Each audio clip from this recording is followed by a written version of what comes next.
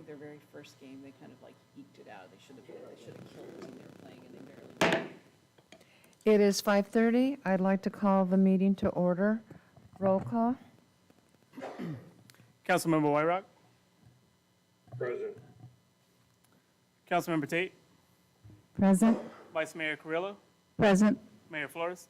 Present. We'll now go into oral communications. This is the opportunity to address the City Council on any matter scheduled for closed session. Unless additional time is authorized by the council, all commentaries shall be limited to 3 minutes. Is there anyone that would like to come forth? No? Okay, do we have anyone on virtually? No, Your Honor. Thank you. We'll now go to the closed session City Council items. Thank you, Your Honor. There are 5 items before the council in closed session this evening. The first pursuant to Government Code Section 54956.8, Commerce Real Property Negotiators Property, APN, portion of 302-110-054, Agency Negotiator John Lawless and Jason Ridenour, Negotiating Party City, Porterville, and Tule River Tribe of California, under negotiation terms and price. Item 2, Government Code Section 54956.9, subsection D, subsection 1, Council Legal Counsel, existing litigation, Radine Strawn v. Rusokolov et al., U.S. District Court, Eastern Division Case Number 1:22-AT-00742. Item 3, Government Code Section 54956.9, subsection D, subsection 1, Council Legal Counsel, existing litigation, Angelico Andalco v. California Department of Transportation et al., to Tulare County Superior Court Case Number PCU 293166. Item 4, Government Code Section 54956.9, subsection D, subsection 3, Council Legal Counsel, anticipated litigation, significant exposure to litigation, 6 cases in which facts are not yet known to potential plaintiff. And item 5, Government Code Section 54956.9, subsection D, subsection 4, Council Legal Counsel, anticipated litigation, initiation of litigation, 1 case. Staff's report. Thank you. It is 5:32. We will go into closed session.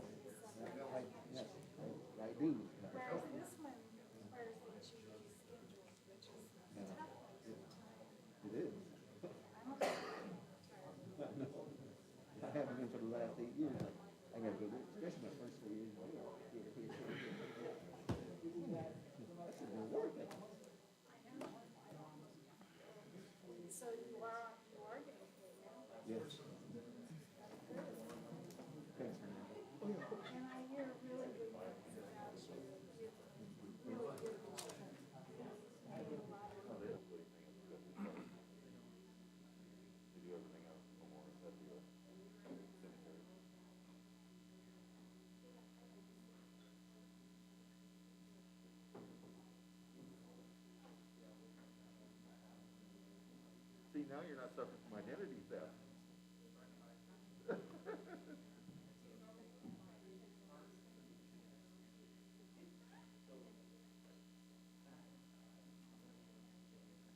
That's the peanut gallery.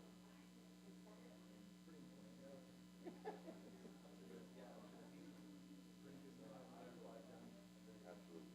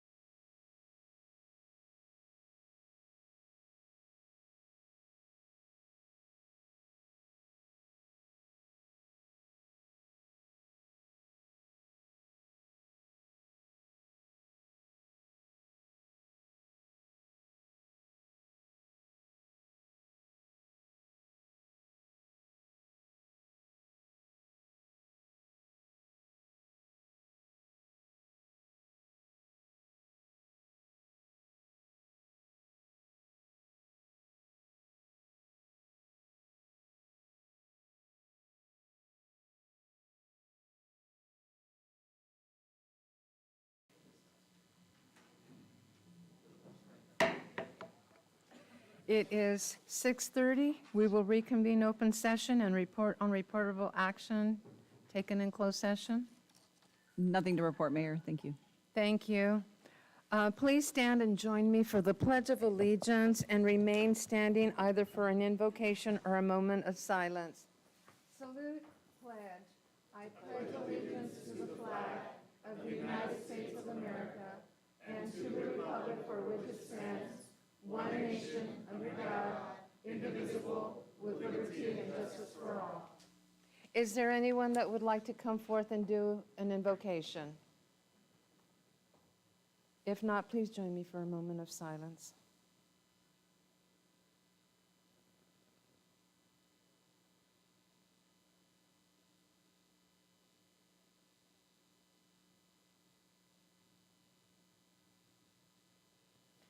Thank you. You may be seated.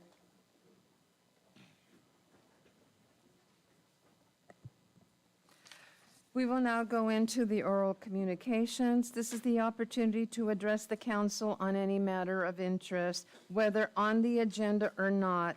Please address all items not scheduled for public hearing at this time. Unless additional time is authorized by the council, all commentary shall be limited to 3 minutes. If you are here for the public hearings numbers 11, 12, 13, and 14, please hold your comment until then, and when that item comes up on the agenda, you will be given the opportunity then. I'm going to emphasize once again that the 3 minutes per speaker will continue, and it will be adhered to so that we, the city council, can in an orderly fashion proceed with the scheduled decision-making responsibilities this evening. Is there anyone that would like to come forth and speak under oral communications? Please state your name and address for the record.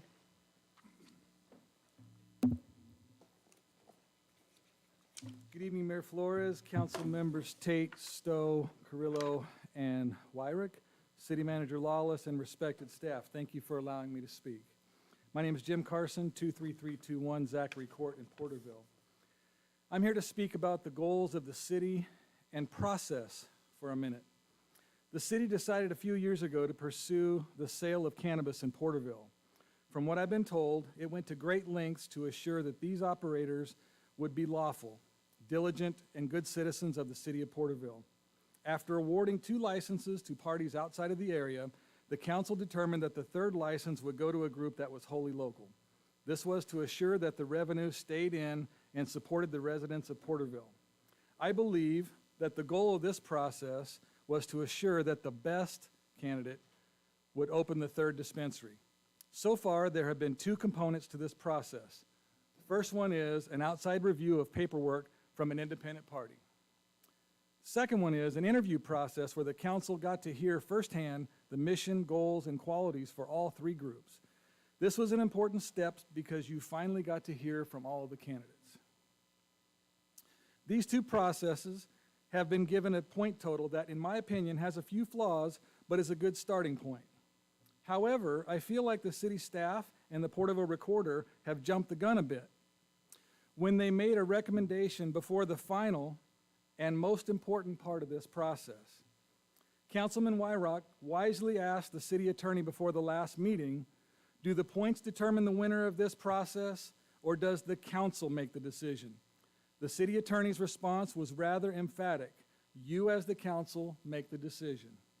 This is important because the 3rd part of this process is to figure out which group is best. By best, I mean which group meets the needs of the city. Which group do you feel will follow rules and be diligent in the operation of this business, which is highly regulated due to the opportunity for corrupt behavior? Which group will represent the city in the manner that it deserves? You see, there have been 2 components, but this last one requires you as council members to look at the totality of the candidates, their history, their interactions with the city and the council, and the history of their current businesses. Which group is best? There should be a clear winner. All groups, all 3 groups, meet minimum qualifications. All groups are required to be ADA compliant. All groups have older buildings that need to be refurbished. Therefore, they'll have to work with the city planning department. One of these groups is going to have an ongoing relationship with the city. Which group will do that best?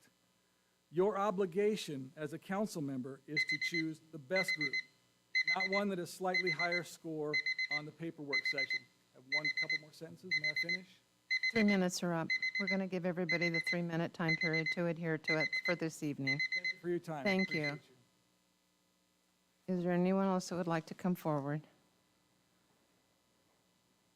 Brock Neely, address on record.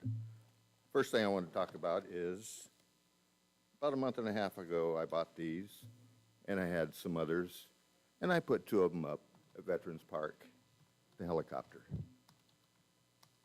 I drove by this morning, and they were gone. So I made a report down here at City Hall. I told Milt on the phone that I would bring 2 so he could give them to Donnie and see if somebody from city staff could actually mount these so they'll be harder to steal. But the whole idea of people desecrating a veterans memorial and stealing patriotic paraphernalia from it is appalling.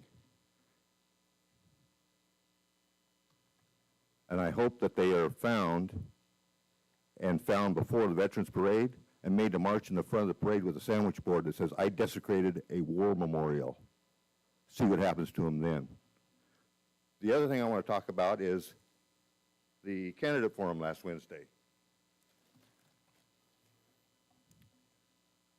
Two questions. Why was there no city staff in this chamber? And why was there no law enforcement in this chamber?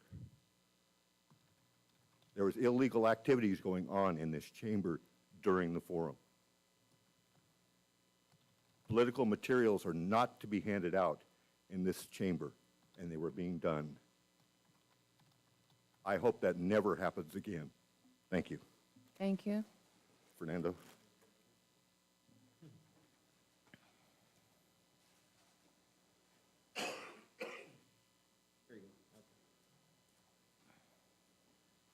Good evening, Chamber.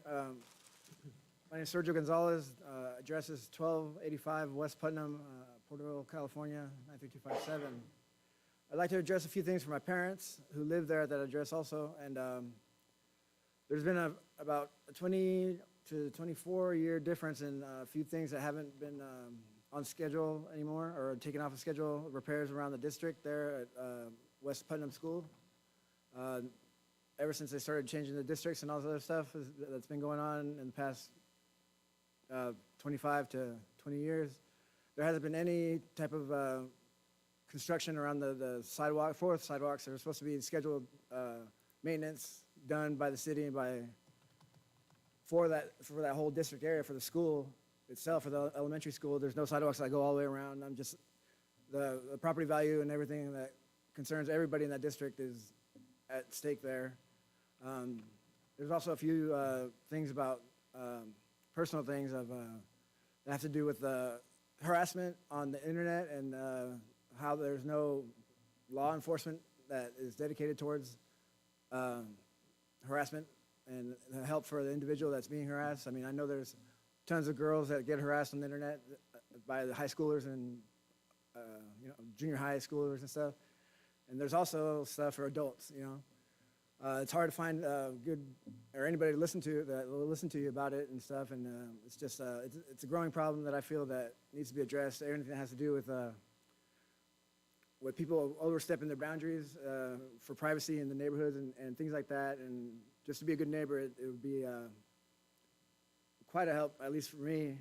Just a little bit more attention be directed towards those kinds of things. And I know the things about the construction, the city construction and the sidewalks and the things that they were supposed to be on agenda, they were supposed to be already jobs that were paid for by the city.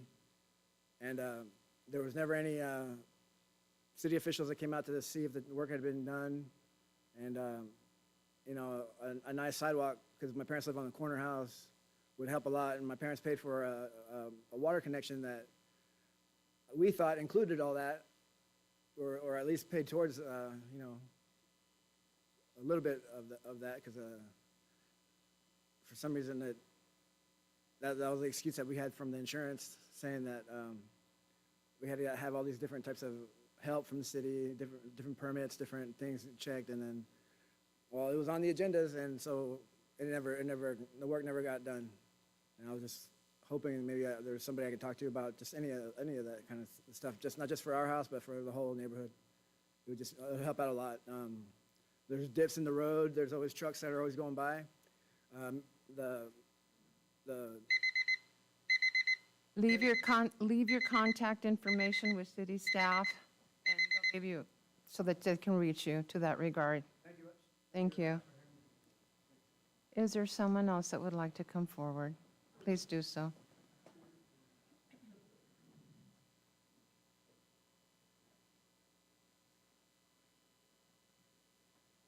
Good evening. Before I start, Mr. Patterson and I both would like to say something tonight, would give us 6 minutes. If the council's permission, I can maybe speak for 4 and be done. Council? I'm looking, we're sticking with a 3-minute. No problem. Thank you. Thank you very much for letting us speak tonight.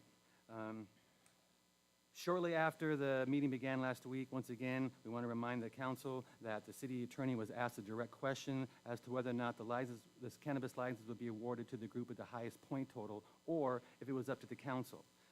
She emphatically said that the council was in charge of that decision, and they had the authority and the ability to choose who they felt was the best candidate. the process was kind of like a hiring process. It was made up of 3 parts. The application process was the first, and it was just that. An application is usually something as a screening tool used in a business's ability to hire. The application process is just that. Is the person qualified or not? Yes or no? As an owner, I've never even seen, I wouldn't say never, but I rarely even seen an application. No one has ever been hired because of an application, and certainly nothing to base my decision upon. The presentation was the second part, and the presentation was in fact like an interview. This is a very important part of the hiring process, and from the interview, I will be able to gather information based on open-ended questions allowing an individual to speak. And finally, I'll ask a list of specific questions very similar to the presentation format last week. And for my hiring process, I'm also going to note a few other things because in my life, I have to make sure I make the right decisions when I hire. I'm going to note how did the person carry themselves, posture, body language, well-spoken, things like that. I'm also going to note things of their character. Were they punctual? Were they compassionate? Were they truthful? Were they kind and considerate to the staff? And after gathering all the information myself, I'm then armed with as much information as I can to allow me to make the best decision I can. And in the end, this very important part of the process was not weighted as it was intended. The scoring was supposed to be made up of 50 points from the application and 50 from the presentation, 10 points per council member. With only 4 people scoring because council member Carrillo's absence, the presentation was only weighted as 40 points. It's our contention that although Main Street Apothecary won the presentation by scoring the highest number of points, we would have even won by a wider margin had council member Carrillo voted. This also means that the city council members' opinions meant less in this process than the third party reviewing an application. Again, done by someone who has never been to Porterville, let alone met any of the candidates. You, the city council members, have. And that's why you've been given the final decision on this. I'm going to remind the staff of that. The city staff has recommended another group without giving you this opportunity is ridiculous. It is the council's responsibility to the residents of this community to select the best candidate, not one who has an edge in one category of points, but it is our hope that the council will use this knowledge of this process and the candidates from the beginning and will make a motion to advance the best candidate for this holy local dispensary that you scored the highest and that we believe is the most qualified to take on the responsibility. Allowing us to take on the city would make us proud, and no other group would work harder to ensure a successful and long-term relationship with the great city that we love. We thank you for your time, and God bless you. Thank you. Is there anyone else that would like to come forward?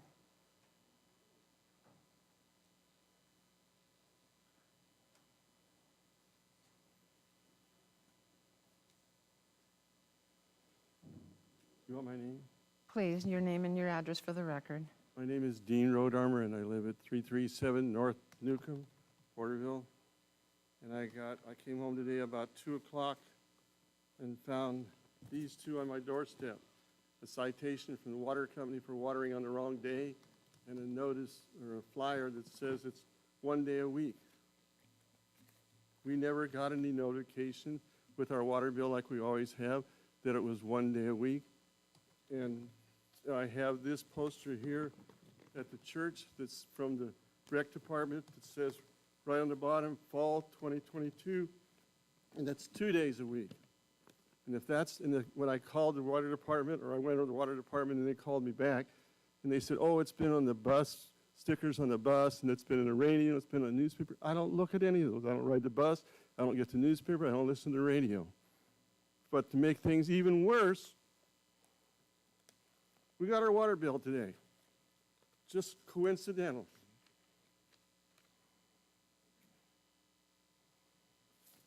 And guess what's in our water bill? The same flyer that says 2 days a week. The same exact flyer that we've had on our church bulletin board. I got in the mail today with the water bill that says 2 days a week. And yet the water company is out writing citations because I watered on Tuesday when I was supposed to be only watering on Saturday. So something has to be done. That's ridiculous. I want this thing written off. I don't want this to be my first notice. I want this to go away so that I still have my first notice in case my controller screws up and waters on the wrong day. I won't be fined $100 for being my second notice. So I think you guys need to do something about this. Thank you very much.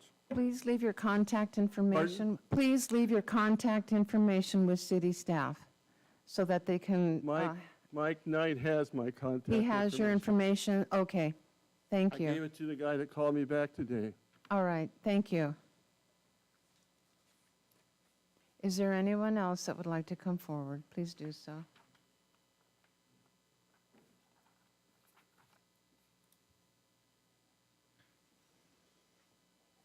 Hi, my name is Kareem Ali and my wife Sabrina. We are the owner of Uncle Green Incorporate, and we apply for a cannabis license in the city. We applied this license. We've been after this license for almost 3.5 years. We're the pioneer on this license. We applied for this license in the first round, and we apply in the second round. The first round, we scored second highest out of 9 people. Only interview. My wife have a little bit accent, and she doesn't speak very well English, so the interview went not the way it's supposed to be, okay? Because we cannot explain exactly everything, you know? We have to think before we even explain everything to you guys, because we're the first generation of American, okay, came from Pakistan, okay? We came to this country to thinking that this country is made for law and equality and equality for everybody, okay? First time we didn't get the license, even though we had more license of cannabis than anybody else in that process. Okay, we had the more experience than anybody else in that process. We had retail experience, we had cannabis experience, we still got denied in first license, okay? We didn't say nothing because we let it go, okay, next time.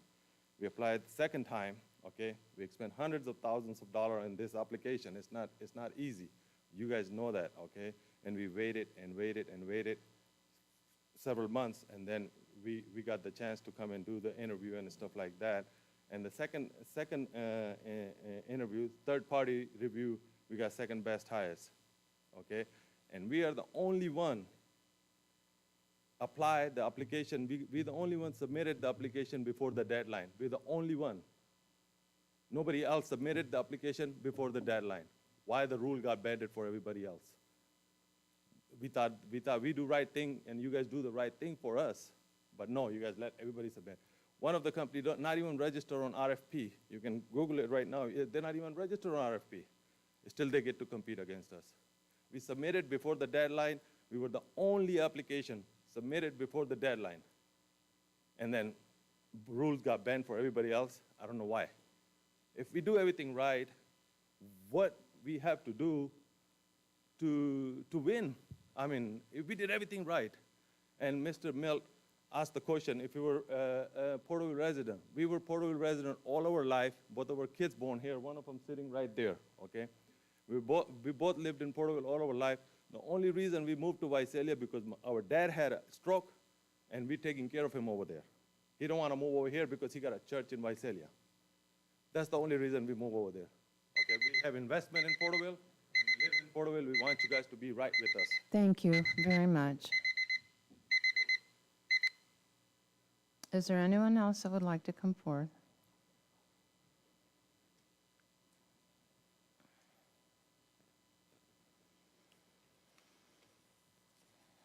Hi, Kayla Trueblood, 385 North F Street, Porterville. Thank you for this opportunity to speak on behalf of Dr. Massey Masakian. My name is Kayla Trueblood, and I've known the Masakian family for nearly 10 years. As a local educator, I've had the pleasure of working with the Masakian family as they raise their children alongside my own. Both Massey and his wife, Dayla, are parents who are trustworthy, dependable, and involved. They are instilling those values into their children, and they both work in step with our staff to ensure that our school is equipped to provide a top-notch education to our students, the future of this community. As a friend of the Masakian family, I know both Massey and Dayla to be responsible and caring individuals. I fully trust the Masakian family when our kids play together, knowing that Massey has their best interests at heart.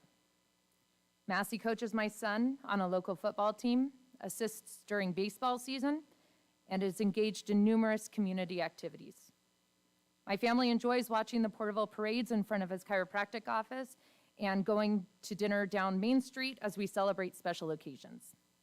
As a patient of Dr. Masakian's, even prior to knowing his children or beginning at our school, I have witnessed those same strong personality traits and values in practice in his professional life. I've observed Dr. Masakian working well with his office staff, many of whom I have become quite close with over the years of care I have received. I have witnessed his staff grow under his leadership and take on larger roles within both his chiropractic business and at Coffee 2.0. With De La Salle, both businesses are real jewels within our community, highlighting local talent and creating places of pride for the city of Porterville. My husband and I watched the presentations for this project from our home last week. We were both impressed with the obvious amount of time and thought that had been put into Massey's presentations, from the mock-up of the visually appealing building to the promise of hiring and promoting local community members. I feel quite confident that Main Street Apothecary will safely provide a service to our town while also adding to the curb appeal of our Main Street area.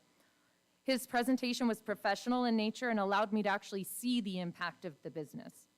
Massey was able to provide a detailed, well-thought-out plan that addressed many of my own concerns, safety and responsible marketing, for example. As a lifelong resident of the Porterville community, I understand the importance of our local dollars remaining local. The Masakians have already made good on their promise to hire and promote locally in their current Porterville businesses. I see no reason to bring in a business who will send that money out of the area. I have no doubt that the Masakian family will continue to use their passion to better our community if given this opportunity. In any business decision, it's important to really know and understand the parties involved, and I can attest that Massey is organized, thoughtful, and eager to always put his best foot forward. I trust him with my health and with the safety of Thank you. my family. Thank you for this opportunity. Is there anyone else that would like to come forth? Please do so.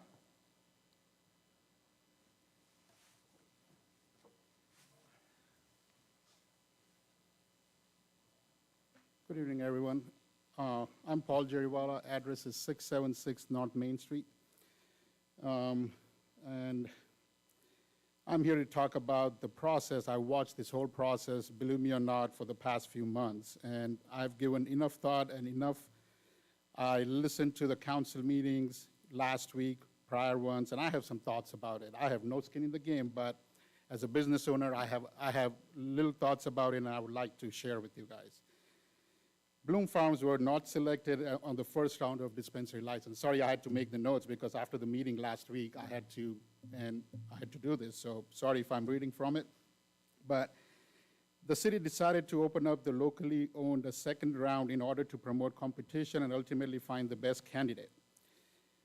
And if anybody followed this whole process, they know that, hey, Bloom Farms demanded that the city just hand over them the license, and the city was even, it was in the paper, I'm not making this up, but it was in the paper too, that, hey, they threatened to sue the city.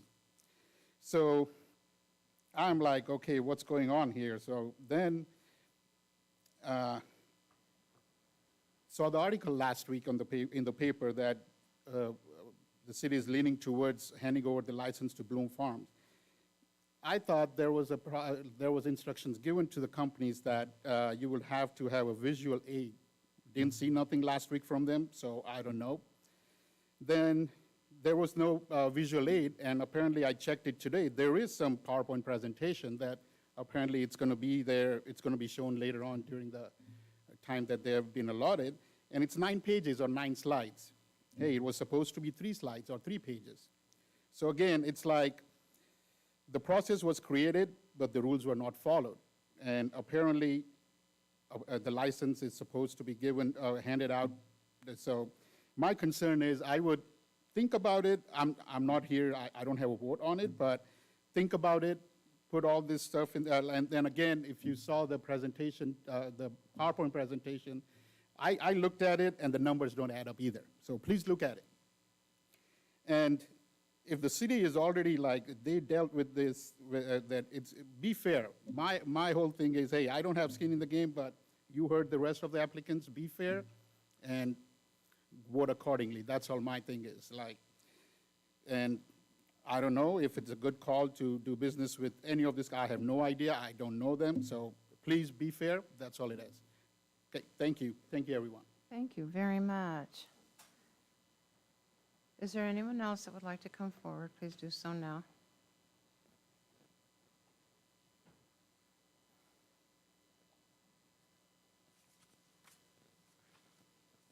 My name is Maria Marrero. Address 13857 Road 284, Porterville, California. I want to say thank you for giving us a chance again to speak. Just to clarify what I just heard about the 9 pages and that we didn't do a presentation. We didn't submit a presentation because the presentation said if we wanted it on PowerPoint, keep it to 3 pages. Every time we've submitted, and we submitted one, it didn't go up. The first time it didn't go up. So I came prepared with what I was going to say verbally, and that's why it was 9 pages. I wanted to clear that. It wasn't like we didn't. But it did say we could hand in, but if we did a overhead listening to words. I understand what was said as far as it was up to the council. We've been at this for a long time. You guys have put in a lot of hours. We all have put in a lot of hours. And I think everybody that's been in competition, and it has been a rough road because what gets said and what gets translated on our side, on your side, even the people that are running with us, it is difference of interpretation. You guys have a hard job. I just wanted to clarify why there was 9 pages on that and not a PowerPoint. We chose not, I mean, we did, but we came prepared. I made copies of what I read to you on the speech. That's why you got it. Thank you. Thank you. Is there anyone else that would like to come forth? Please do so now. Do we have anyone on virtually that would like to comment? No, Your Honor. Thank you. We're going to move on. All the AB 1234 reports, I'm going to move them till the end of scheduled matters at the end of the meeting because we have a lot of ground to cover here. Then we're going to go into the reports. This is the time for all committee, commission, board reports, subcommittee, and staff informational items. Thank you, Your Honor. All of the quarterly reports are provided as is customary, reflective of the first quarter of this fiscal year. So happy to answer any questions on any of them. Does council member, do you have any questions on the staff informational reports at this time? Councilmember Wyrock, do you? No, okay, thank you very much. See that there are no questions to be asked. We'll now move on to the consent calendar. How does council wish to proceed with items 1 through 10? If there are no conflicts, noted conflicts, or no abstentions, how do you wish to proceed? If there are no noted conflicts, I would like to make a motion to approve consent calendars, items 1 through 10. We have a motion made by the vice mayor. Do we have a second? And a second by Councilmember Stowe. We need to do a roll call vote because Councilmember Wyrock is on virtually. Councilmember Wyrock? Aye. Councilmember Tate? Aye. Councilmember Stowe? Aye. Vice Mayor Carrillo? Aye. Mayor Flores? Aye, passes unanimous, 5-0. We'll now go into the public hearings. Thank you, Your Honor. There are 4 public hearings scheduled for this evening. The first is the consideration of a conditional use permit, PRC 2020-049-C, and a tentative parcel map, number 2022-001. Mr. Ridenour, provide the staff report. Thank you, Mr. Lawless. I've asked Mr. Zepeda to provide the staff report.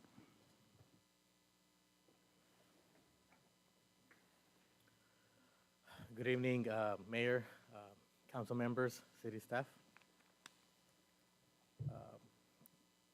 We're considering a conditional use permit, PRC 2020-049C, for a tentative parcel map.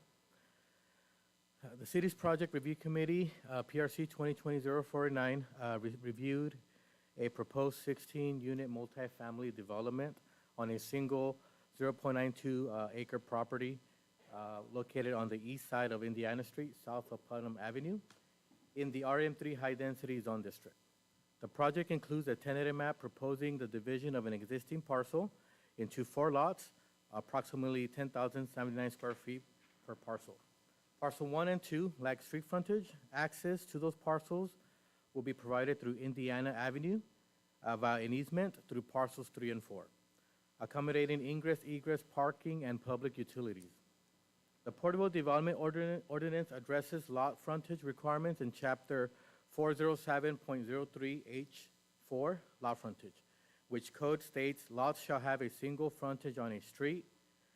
Double frontage lots or lots without street frontage will not be permitted except where, in the opinion of the Parcel Map Committee or City Council, topographic or unusual physical conditions justify a deviation from this rule. The Porterville Development Ordinance allows for the modification of this requirement and regulation set forth as it pertains to lot design, subject to approval of a conditional use permit as outlined in Section 400.05, Authority to Vary Regulations. In order for the project to comply with the provisions of this section, the City Council or Parcel Map Committee find the following facts with respect thereof. Number 1, that there are special circumstances or conditions affecting the property that make it impracticable to conform to all provisions prescribed by the service provided. However, that no exceptions may be granted to any requirements imposed by the subdivision map. Number 2, that the modification is necessary for the preservation and enjoyment of a substantial property right of the petitioner. Number 3, that granting of the modification will not be detrimental to the public welfare or injurious to other property in the territory which such property is situated. Number 4, that the exception is appropriate for the proper design and/or function of the subdivision. And number 5, that the granting of the exemption is consistent with the general plan. The subject site is consistent with the general plan land use of RM3, which is high-density residential, and the zoning standards for the RM3 zone district. The use of a multifamily residential is a permitted use. The RM3 zone district designation is intended for attached homes, 2 to 4 flexes, and apartment buildings with a maximum residential density of 30 units per net acre. The proposed parcel map with the planned multifamily development would suit the purpose of the zoning designation. When considering approval of a tentative map, the City Council must deny the map if any of one or the more of certain findings are made per the Porterville Development Ordinance Section 40004.04 or the Subdivision Map Act Section 66474. As far as the analysis of the project does meet the outline requirements in 40005 of the Porterville Development Ordinance. At its City Council meeting in April 2021, City Council provided direction that finding one of the 5 required findings for a conditional use permit to vary regulations of a parcel map is considered to be met. In the case of the proposed project, there are special circumstances or conditions affecting the property that make it impracticable to conform to all of the provisions prescribed by this series, provided, however, that no exemption may be granted to any requirements imposed by the Subdivision Map Act or any other applicable provisions of state law. It's met in regard to proposed parcel maps without street frontage. The proposed conditional use permit complies with all of the required findings, which include that the modification is necessary for the preservation and enjoyment of a substantial property right of the petitioner, that the granting of the modification will not be detrimental to the public welfare or injurious to other properties in the territory in which such property is situated, that the exception is appropriate for the proper design and/or function of the subdivision, and that the granting of the exception is consistent with the general plan. Similarly, none of the findings require denial of the map. Development of the site as proposed is consistent with the land use and density prescribed by the general plan, and the project will provide needing housing to assist it in implementation of the city's general plan housing element. The future multifamily development supports the general plan land use guiding policies to allow and encourage efficient infill development in existing neighborhoods. The site is flat and level and is of proportions appropriate to accommodate the density of development and required improvements. The site is largely surrounded by urban development and is regularly plowed for weed control and is thus not suitable as habitat. As future development of the site would consist of multifamily development compatible with the general plan and development ordinance, it is not likely to result in a public health problems. There are no public easements currently in place on the project site.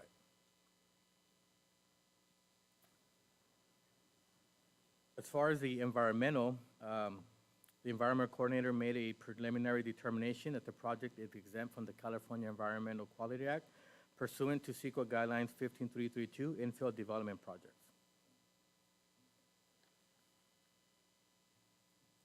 With that,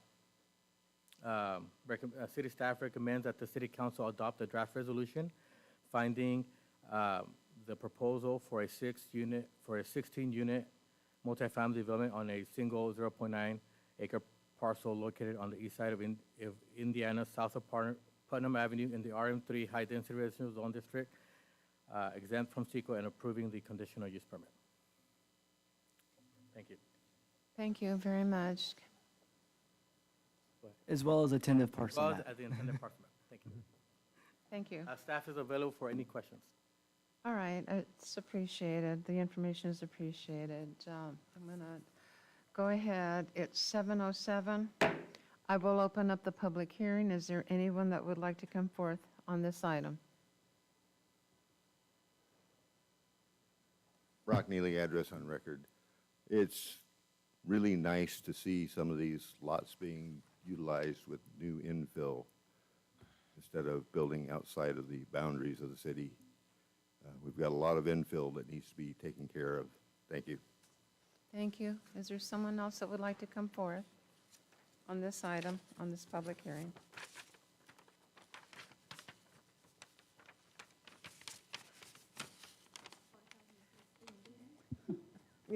You just bring it down. There you go. Good evening. I'm Donna Shamley with Roberts Engineering, 342 North 2nd Street. And our firm is representing Mr. Mahal, the owner of this property. And I'm here to show support for the parcel map and the conditional use permit. And in case council has any questions that I might answer, I am here. Thank you, Donna. Otherwise, I appreciate your support. Thank you so much. Is there anyone else that would like to come forth? Okay, see that there is none. It is 7:09. We will close the public hearing and bring it back to council for direction. Did you have any questions, any recommendations? I have no questions, but just a comment for the staff report. Thank you for being so detailed in the environmental review regarding the exemption from CEQA. And that's the only comment I have. No Any questions. recommendation? I'll make a recommendation that we adopt the draft resolution finding the proposal for 6-unit multifamily development on a single 0.92 acre parcel located on the east side of Indiana Street, south of Putnam Avenue, with the tentative parcel map.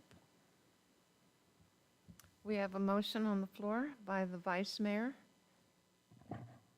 I'll second that. and a second by Councilmember Tate. Any further discussion? No further discussion. Call for the vote, please.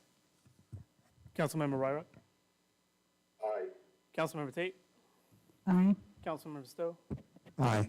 Vice Mayor Carrillo. Aye. Mayor Flores. Aye. Passes unanimous 5-0. We'll now go on to the next one, number 12.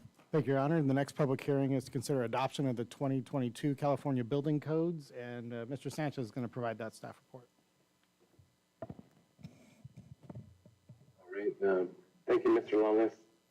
Mayor and council members, before you tonight is the adoption of the 2022 California Building Codes. The various building codes in use by jurisdictions in California are updated periodically to reflect the latest materials and construction techniques available in the construction industry. The latest published codes, specifically the California Building Codes, were updated in 2019. The state has since adopted the 2022 International Codes as the state building codes for building, electrical, mechanical, plumbing, and energy. In addition to these codes, the state has also mandated the adoption of the 2022 editions of the Administrative Code, Residential Code, Green Building Code, Historical Building Code, Existing Buildings Code, and Reference Standards Code. The 2022 codes will become state mandated as of January 1st, 2023. Each California code will be adopted by ordinance and shall repeal the state code previously in effect. It is a recommendation to the City Council that a public hearing is conducted to receive input regarding the 2022 editions of the California Administrative Building, Residential, Electrical, Mechanical, Plumbing, Energy, Green Building Standards, Historical Buildings, Existing Buildings, and Reference Standards Codes. Approve for first reading the draft ordinances adopting the 2022 editions of the California Administrative Building, Residential, Electrical, Mechanical, Plumbing, Energy, Green Building Standards, Historical Buildings, Existing Buildings, and Reference Standards Codes, and waive further reading and order the ordinances to print. At this time, I'm available for any questions that the council may have. Thank you, Javier, for that report. Council doesn't have any questions at this time. I'm going to go ahead and open up the public hearing. It is 7:12. We will open up the public hearing. Is there anyone that would like to comment on this one item? No one in council chambers. Do we have anyone on virtually? No, Your Honor. It is 7:13. We'll bring it back to council. Do you have any questions? Which direction do you want to go with this item? For the adoption of the 2022 building codes? If there's no questions, I'll make a motion. Approve for the first reading of the draft ordinances adopting the 2022 editions of the California Administrative Building, Residential, Electrical, Mechanical, Plumbing, Energy, Green Building Standards, Historical Buildings, Existing Buildings, and Referenced Standard Codes. And waive further reading and order the ordinances to print. Thank you, Vice Mayor. I'll second. Any further discussion by council members? See that there are none. Call for the vote, please. Councilmember Wyrock? Aye. Councilmember Tate? Aye.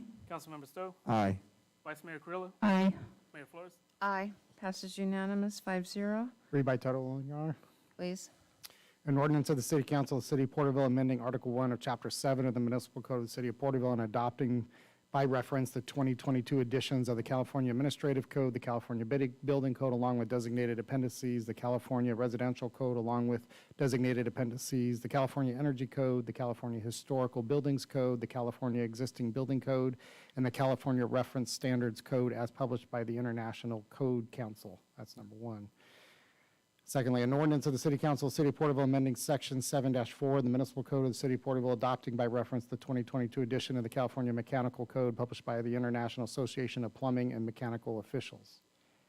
Thirdly, an ordinance of the City Council of the City of Porterville amending Section 7-6 of the Municipal Code of the City of Porterville, adopting by reference the 2022 edition of the California Plumbing Code published by the International Association of Plumbing and Mechanical, sorry if I already, an ordinance of the City Council of the City of Porterville amending Section 7-9 and deleting Section 7-10 of the Municipal Code of the City of Porterville and adopting by reference the 2022 edition of the California Electrical Code published by BNI Publications Incorporated. And finally, an ordinance of the City Council of the City of Porterville amending Article 4 of Chapter 7 of the Municipal Code of the City of Porterville, adopting by reference the 2022 edition of the California Green Building Standards Code published by the International Code Council. Thank you. We'll now move on to number 13 of the public hearings. Thank you, Your Honor. Next public hearing and order is consider adoption of the 2022 California Fire Code, and Chief Cogburn will provide the staff report.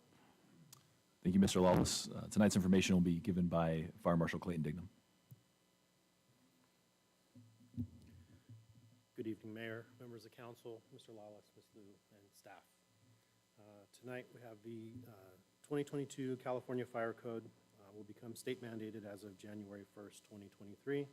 Each jurisdiction has the opportunity to adopt the fire code and to include amendments and tailor certain provisions to the jurisdiction. The fire code is updated every 3 years to reflect the latest materials and construction techniques available to the construction industry. The last published California Fire Code was updated in 2019. Effective January 1st, 2023, the state of California will have adopted the 2021 International Fire Code as the 2022 State Code for Fire. As is done with each code cycle, staff recommends that the City Council use this opportunity to make changes and updates to Chapter 12, Article 1 of the Porterville Municipal Code in order to mirror the current California edition and eliminate redundant language. Staff is not recommending any additional local provisions beyond the proposed state code and the listed amendments. The ordinance, if adopted by the council, would amend Chapter 12, Article 1 of the Porterville Municipal Code as it pertains to the fire department and reflect the current state standards. The recommendation is that the City Council conduct a public hearing to receive input regarding the adoption of the 2022 edition of the California Fire Code and approve for first reading the draft ordinance adopting the 2022 edition of the California Fire Code and waive further reading and order the ordinance to print. And I will be available, staff will be available if you have any questions. Thank you very much. All right, it is 7:17. I will open up the public hearing. Is there anyone that would like to come forth on item number 13 of the public hearing? Do we have anyone on virtually? No, Your Honor. Thank you. There are none in council chambers and none on virtually. It is 7:17. We will bring it back to council. Any comment, consideration? How do you wish to proceed for the adoption of the 2022 California Fire Code?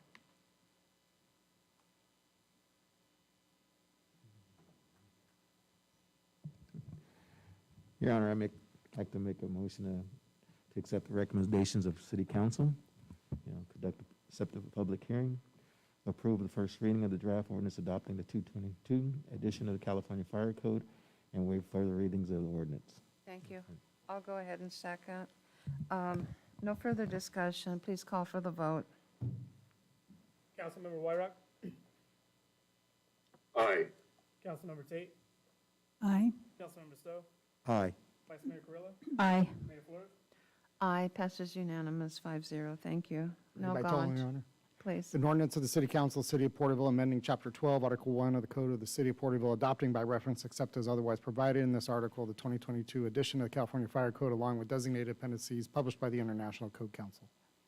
Thank you. We'll now go into item number 14 of the public hearings. Thank you, Your Honor. Final public hearing this evening is to consider an ordinance amending the Porterville Municipal Code concerning code enforcement functions and the fire department personnel. And again, Chief Cogburn will provide the staff report. Thank you, Mr. Lawless. This will be provided by Fire Marshal Dignam. Evening again, Mayor, members of council, Mr. Please. Wallace, Ms. Liu, and city staff. This is an ordinance amending the Porterville Municipal Code concerning code enforcement functions and fire department personnel. Staff desires to use the opportunity of the fire code adoption cycle as a time to review and recommend changes and updates to other related sections of the Porterville Municipal Code in order to mirror current California codes, eliminate redundant language, and update ordinances to alleviate ambiguity and reflect current practices. The ordinance, if adopted by the council, would amend Chapters 2, Chapter 12, and Chapter 17 of the Porterville Municipal Code as it pertains to the fire department to match and reflect current state standards and local practices. Recommendation is that the City Council conduct a public hearing to receive public testimony, approve the draft ordinance and give first reading by title, and waive further reading and order the ordinances to print. Thank you very much. Thank you. It is 7:20. I will open up the public hearing. Is there anyone that would like to come forth on this item? Do we have anyone on virtually? No, Your Honor. Thank you. Seeing that there are none, it is 7:20, and we will close the public hearing. How does council wish to proceed to this regard, to this item? I'll make a motion to approve the draft ordinance and give first reading by title only and waive further reading and order the ordinance to print. We have a motion I'll second. and a second. Call for the vote, please. No further discussion. Councilmember Wyrock? Aye. Councilmember Tate? Aye. Councilmember Stowe? Aye. Vice Mayor Carrillo? Aye. Mayor Flores? Aye, passes unanimous, 5-0. Thank you very much for the reports that were given here tonight. Read by title only, Yeah. Your Honor. Please. An ordinance of the an ordinance of the City Council of the City of Porterville amending Chapters 2, 12, and 17 of the Porterville Municipal Code. Thank you. All right. right, we will now go into scheduled matters. Thank you, Your Honor. There are 3 scheduled matters before the council this evening. The first is to consider review of cannabis operating permit application scores, and the city attorney will provide the staff report. Thank you, Mayor, members of the council, and City Manager Lawless. Tonight's the night for final review and consideration of the cannabis operating permit application scores for the wholly local retail dispensary. Just for a little bit of background, subsequent to the initial application process for the authorized retail cannabis dispensaries in Porterville, the City Council authorized an additional permit process for a, quote, wholly locally owned retail dispensary for applicants who lived and/or owned a business in the Porterville area and met the conditions and criteria set forth in the approved request for proposals. In accordance with those procedures established by the council and via recommendations received from the Cannabis Ad Hoc Committee, review and analysis of the proposals is now complete. As authorized by the council, its third-party reviewers, who were 2 neutral retired municipal administrators that have ties to this area and are familiar with the area and actually worked in Tulare County area, independently reviewed the proposals on the basis of set criteria, including the applicant's business operations plans and statements of qualifications, resources, including financial resources, commitment to implement their respective proposals, the summaries of security practices, local ownership connection to the community, and proposed schedules. Their independent scores were averaged to create a composite score for each applicant. At the special meeting on October 24th, the City Council conducted interviews of the applicants for the 1 available cannabis business operating permit. The council determined that it would conduct these interviews without any knowledge as to how each applicant had been scored by the third-party reviewers. The order of interviews was chosen via lottery, and the applicants interviewed in the following order. Number 1, Bloom Farms, number 2, Uncle Green, and number 3, Main Street Apothecary. Applicants conducted a 15-minute narrated presentation with some additional follow-up questions fielded from the City Council, and then a more formal 15-minute question and answer period. City Council authorized the awarding by each member of up to 10 points to each applicant for their interview presentation and answers, with a maximum of 50 points available to award each applicant. We did have 1 council member absent, so therefore a total of 40 points was available that night to be awarded via the interview process. Each member of the council provided their individual scores to me, the city attorney, via email at the conclusion of the interviews no later than half an hour after the end of the meeting, and you guys all did that, and thank you. The following is the breakdown and overall scores. Bloom Farms, their reviewer composite was 43.5 points. Mayor Flores awarded 10 points. Milt Stowe awarded 9 points. Councilmember Tate awarded 8 points. And Councilmember Wyrock awarded 2 points for a total score of 72.5. For Uncle Green, the reviewer composite score was 41.5, with Mayor Flores awarding 10 points. Councilmember Stowe awarding 7 points. Councilmember Tate awarding 10 points, and Councilmember Wyrock awarding 1 point for a total score of 69.5.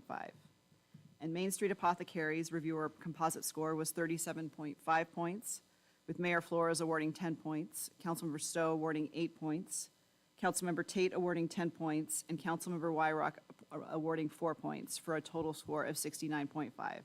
The highest overall score was Bloom Farms with a score of 72.5. Based solely just on the results of the overall scoring procedure established by the City Council, staff's recommendation was that in accordance with the procedures that they consider awarding to Bloom Farms. But as we also discussed, it is council's final decision, so you can provide further direction as determined as well. Any questions, please feel free to ask me or staff, and we'll do our best to answer them. Thank you. Thank you for the report. And I just want to make note, this is a scheduled matter. It's for council discussion. If we have a question, it's not a public hearing, that if we have a question, we are able to ask of the applicant, or if... That's totally at your guys' at the council's discretion, but Well, yes. that's what I'm saying, but it's not Yeah. a public hearing. It's not something we're going to engage in to that regard. I'm going to begin by unfolding dialogue, and then I will come back if need be. I was a part of that first process, and I believe Councilmember Stowe and I are the two from that first initial process in that first, back then, when there were several applications. I vividly remember how that was done and how that was held. I scored everyone with a 10. And I did that because each of the applications, the applicants were very passionate about what they had put into their time and in their effort. And I read the proposals. I read each of the 3 proposals. I got to see firsthand, and I had a lot of questions, but I also want to share with you, I chose to stay to the questions that were brought to us and presented to us by the ad hoc committee. I chose to not ask additional questions.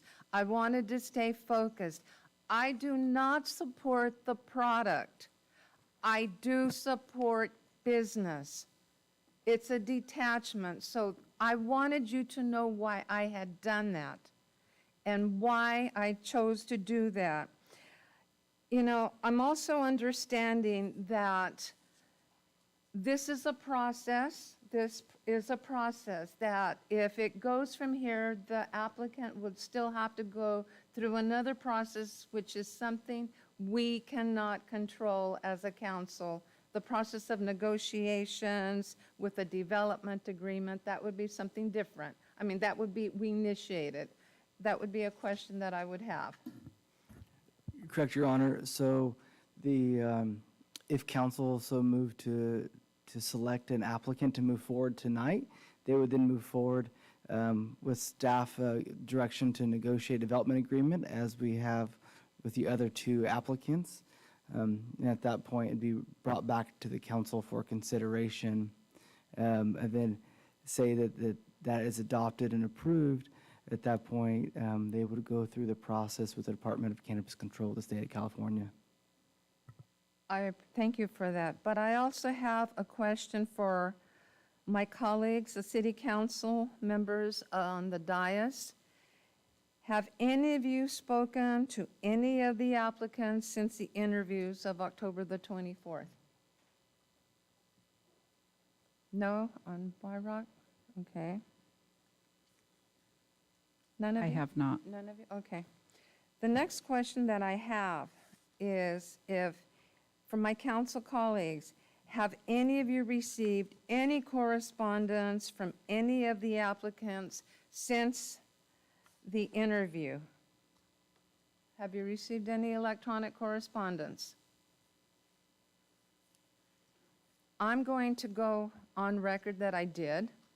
I received correspondence, and it was from Mr. Garrett, and it was on the 27th, where there was, it is public information, but here we had the interviews, and the correspondence expressed some disappointments, and there was some finger pointing within the body of the correspondence. And again, there was it was directed at a member of staff.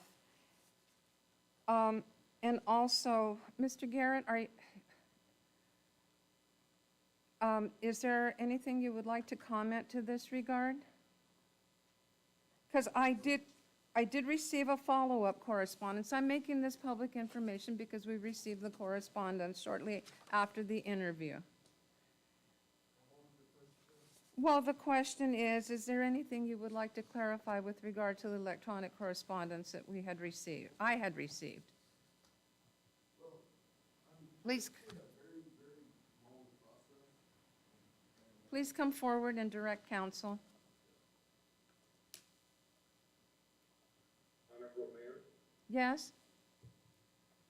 I can't see the room, and I don't know if all the applicants are there. They are. If all the applicants, Yes. okay, thank you. They are. That was my clarifying Okay. question. Thank you. Thank you. Please. Yes, I mean, it's been a very, very long process. I mean, like almost 3.5 year process. You know, there's so much flying around about this application process that you hear out there, you know. I mean, it just becomes overwhelming at times.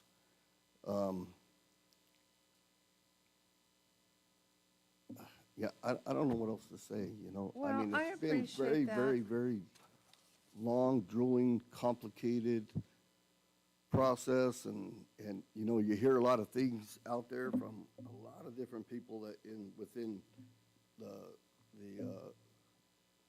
community, within, you know, I mean, just a lot of different things that just really,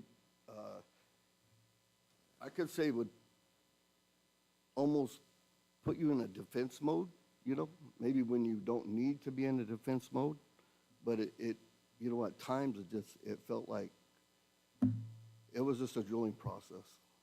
Okay, because really was. I will state that you did send a superseding email to that regard about the process, and that you had received phone calls about people saying that you were awarded. However, this is what we're going to discuss here. But also to each of the applicants, you understand that it's the city staff that you would have to be working with.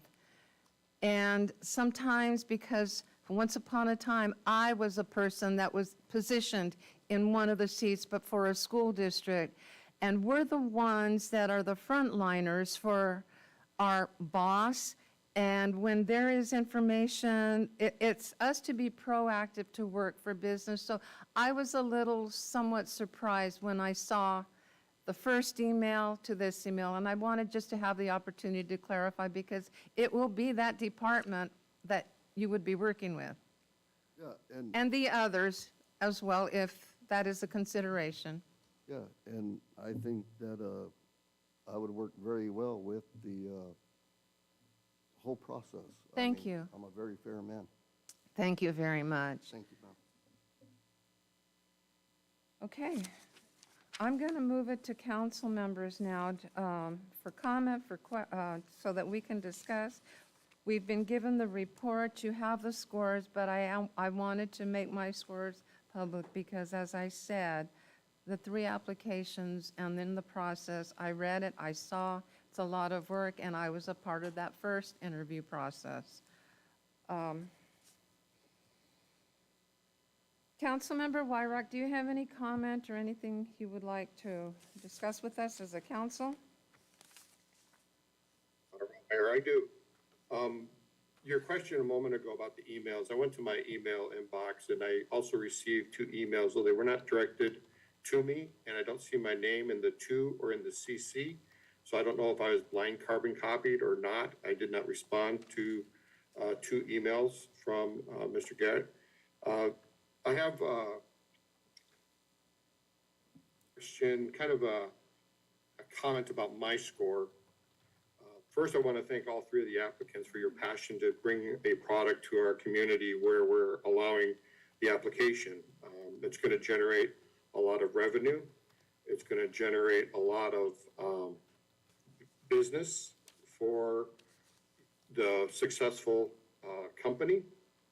And I think the process, since I have been on board, has been pretty clearly defined. I don't see much confusion in it. However, interpretation may vary a little bit. I too support business. And people might be wondering why I scored everybody so low. I didn't score everybody low, although it appears that way.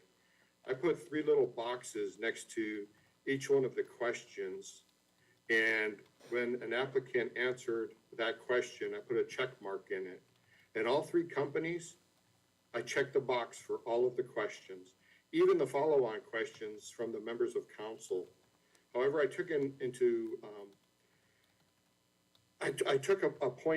I added a point or a check mark alongside of one of the questions where the applicant may have answered just above and beyond, you know, just a typical boilerplate type explanation or answer to the question presented. I also put a minus next to some of the check marks that everybody had, a minus if they didn't quite elaborate enough or I thought something wasn't quite right. I'm honored to have the opportunity to share this with everybody. And at the end of the day, everybody started out checking all the boxes. However, there was a couple of you with an extra check mark, and then a couple of you had a little minus, and a couple of you had extra check marks. And that's what I gave my score. I could have added 5 to each one of them, but really it to still be the same ratio of score. And the last thing I'd like to share is, I don't know if during Prohibition, how Porterville took that law into effect.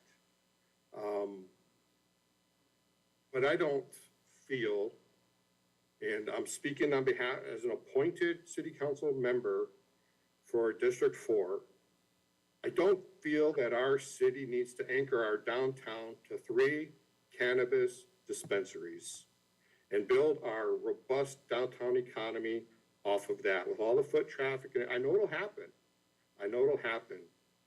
But I don't know, I feel there's got to be something different for Porterville than building over the next 10 years off of a foundation of a lot of struggling businesses downtown and 3 cannabis business and 3 investors with a whole lot of cash that are coming in to redo a building and generate additional revenue and giving back to the community.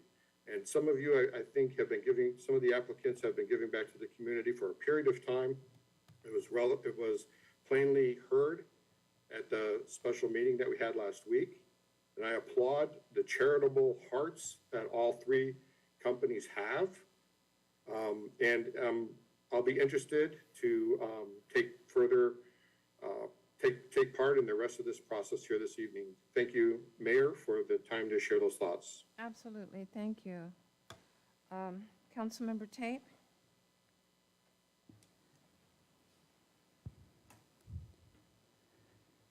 I was very supportive of Porterville bringing cannabis businesses in after Prop 64 was passed. I heard about businesses going on at, excuse me, I'm going to try to adjust this, up in Woodlake, and then I had visited other places within the state and outside of the state just to see how the community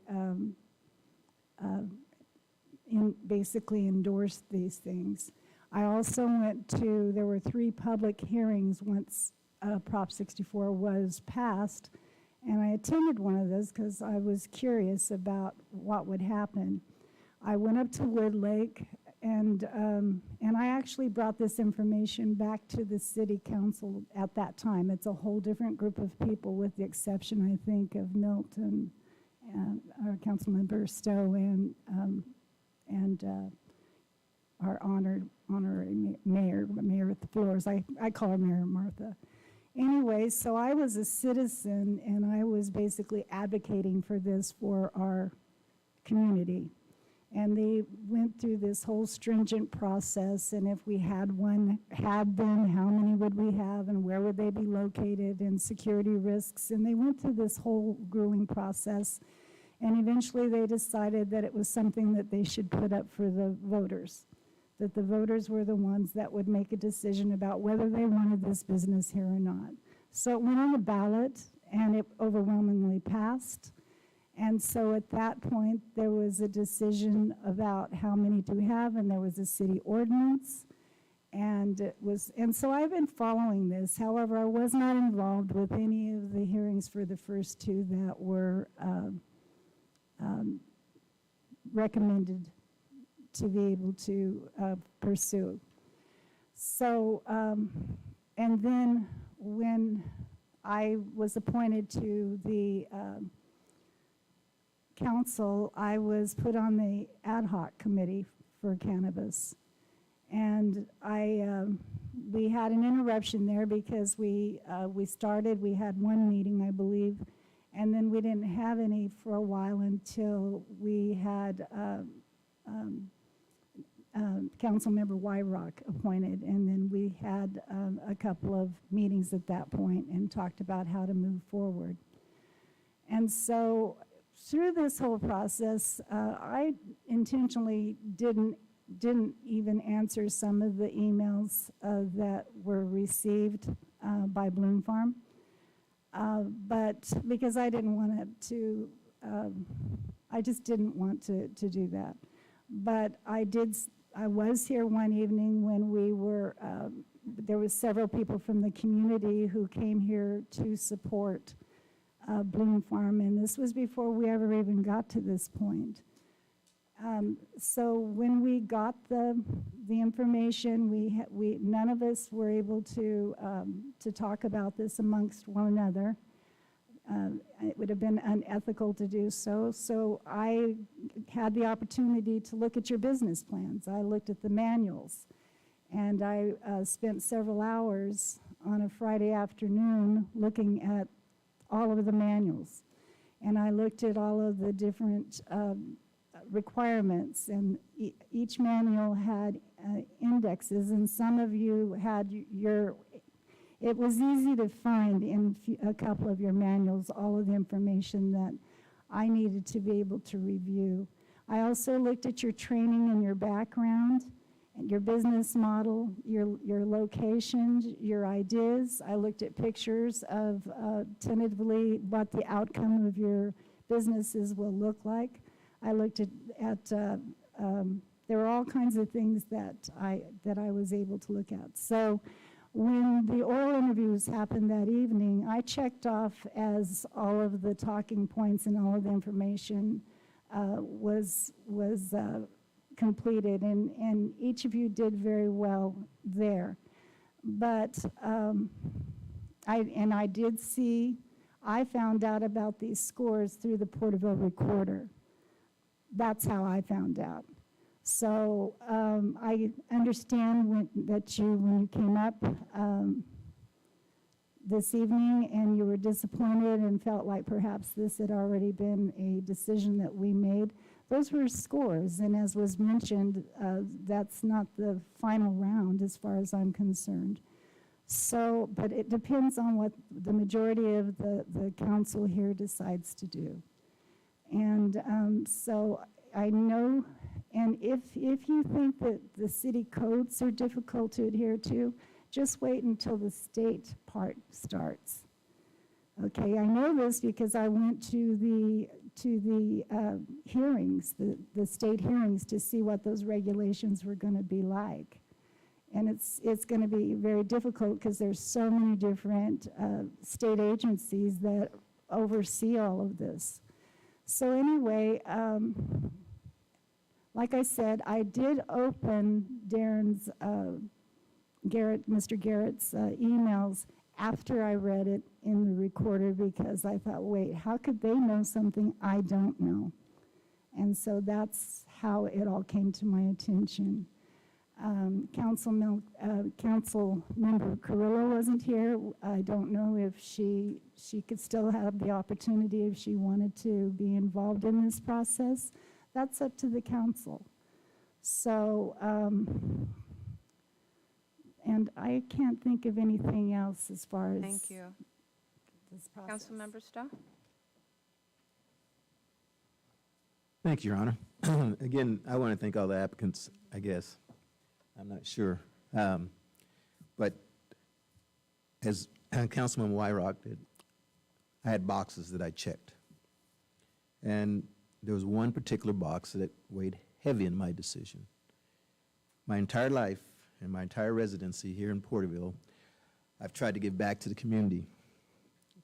And that box weighed heavy in my decision. In fact, the large $20 per meeting I get here for each meeting, I give back to the community. And that's what I looked at mostly, was what you're going to give back to this community. And I'm going to tell you, I'm not going to vote for either one of you. I don't want it. And you guys know that up front. I do not want a dispensaries in Porterville at all. I think it's a gateway drug. I think our youth has too much access to what is going on now with drugs and alcohol. Now, I'm totally against it. However, but I wanted it done right, and I wanted to see someone that was going to give back to our community so we can prevent stuff. We can prevent mental health. We can have something that the kids get, fields that you can donate to, that they can go out and play and have some extracurricular activity that we don't have today. But that was a huge decision on my part, is how much you're going to give back to the community and what you're going to give back to the community. And and how active you've been in the community. You know, so that's the way I voted, and that's the way I marked it down. Had nothing to do with, you know, it helped. You know, I didn't care if you lived in Porterville or not, but I know if you live in Porterville, you care about Porterville. And a lot of you, even if you don't live in Porterville, you have businesses, you still care about Porterville. So that had no decision on, you know, no bearing on my decision. I just asked that question because it wasn't completely what's in here, and your applications or what I, you know, where everybody lived, if they still live here, if they lived here, and how long they lived here. That was my reason for my question. Thank you. Thank you. Vice Mayor? Thank you. So I'll touch on a couple things very briefly that other council members have discussed, but this is going to be from my perspective. So the first thing I want to address is, yes, unfortunately, I was not able to be here for something extremely urgent and personal that I had to deal with. So it didn't feel good to miss that meeting with the three entities here doing their interviews, but also because of our council members in our meeting and all the work the staff had put into it. So I'll just say that from the beginning. But with that, I did immediately watch the hour and 55 minutes of the interviews in total. So I did watch the entire process. I did read through the items that were presented and shared for us to review. And the first thing I want to share is the process itself. So I was removed from the first process as I started because I had a conflict with the tribe's economic development department participating in it. So I wasn't aware of the first part of the process, but I do know from not being involved after TREDC did withdraw that the process went to the ad hoc committee. And being a part of another ad hoc committee, the COVID ad hoc, I know that there's a lot of meetings and dialogue and discussion before that even comes back to council. So as all of that's being discussed, a lot of thought with not just the council members that are involved, but the staff that is involved, and the feedback and the information to come to the council with recommendations. Once those recommendations are approved, there's a process in place. So basically what we're going on, and we've been criticized all along the way for every step of the process. And every part of the process could just be one step of that process. The cannabis was already voted in, to do this. Now we got to figure out how to go about the process correctly. So as we started doing that, those are presented in council meetings. All the packets and information is always posted and shared for our public to be a part of and participate in the oral communications like we do every meeting. Then later, we got the approved process. And one of the things I did have to follow up myself because I wasn't involved in that beginning was that why are these recommendations made?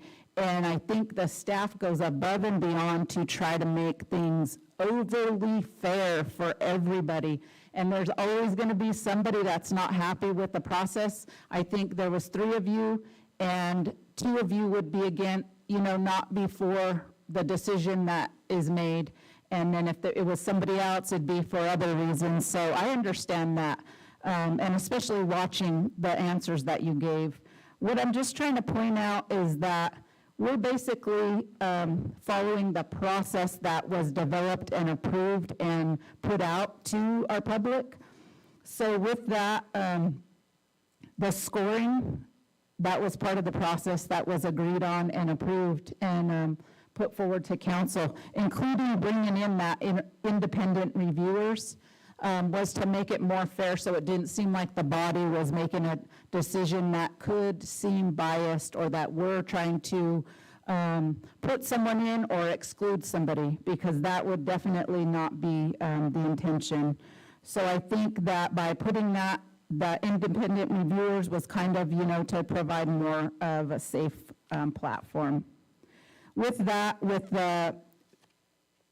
what I observed in the presentations, I saw something different in all three of you, and things that I genuinely appreciated and liked.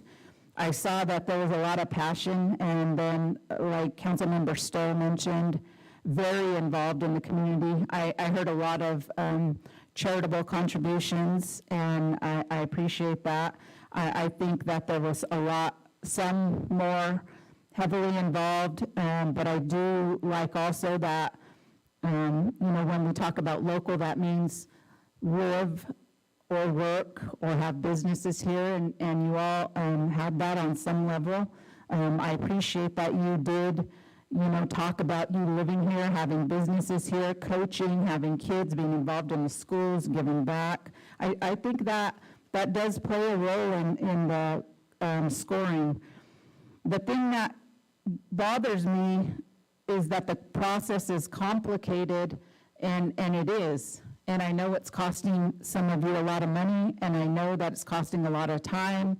But the thing is, we've also discussed state and local regulations and policies and processes that, our staff has had to learn over. It seems like a long time for you over these few years, but that's also a fast turnaround for our staff to have to learn that and implement those things into our codes and law. So I would be mindful of that, the complicated process of regulations. Another thing I know that I did hear on the interviews was a lot of collaboration and partnership. So another, I guess worry for me is you will be working directly with our staff and our city staff. And I think that'll be ongoing, just like any other business, but a very highly regulated business. So I just kind of wanted to put that out there, give you my personal perspective since I wasn't here for that, and let you know, all three of you, that you really did a good job in various areas, but really stressing on the fairness, and the city and the staff really trying to build a process around being able to be fair and let you have a voice in that process. Thank you for allowing me the time. Oh, absolutely. It's something that we all need to share, and we need to have this conversation openly. I can respect Councilmember Stowe all along on his stance. Just know that I really do appreciate it. And I don't deny that when we had the two, and then the third one was supposed to be medicinal only, we made the change, we transitioned it, and we went from there, and I'm saying three, three, that's three. And that number has always stuck with me since the decisions and in the process, and to that regard. I'm going to bring it back to the council members here on the dais and on Zoom, on virtual, as to how do they wish to proceed to this regard, because this is a tough decision.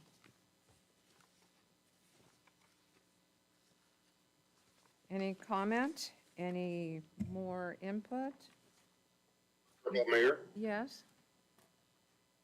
just a clarifying question. Did the residents, when they voted for a dispensary, in that language, I don't recall it asking if we wanted to have one dispensary for every 25,000 citizens. I don't recall it asking us if we wanted one dispensary for every 25,000 registered voters.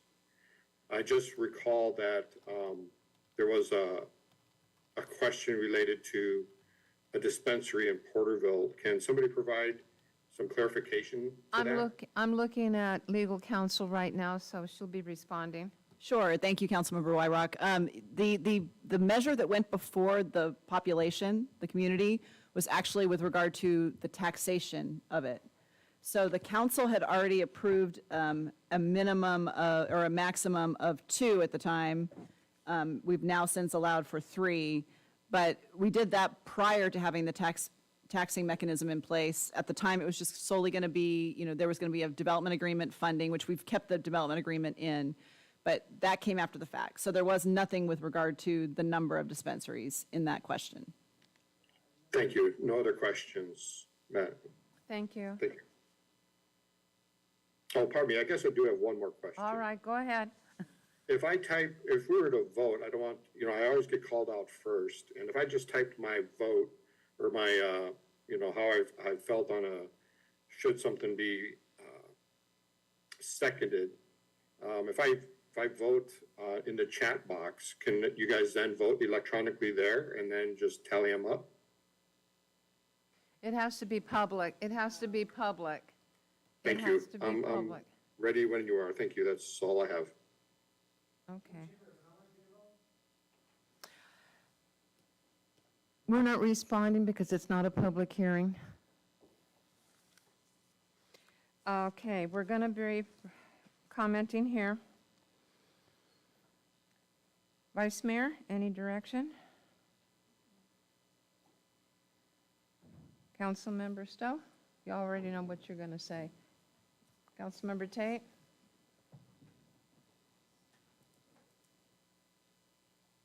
I was depending on direction from the council, so I don't have any recommendations at this point.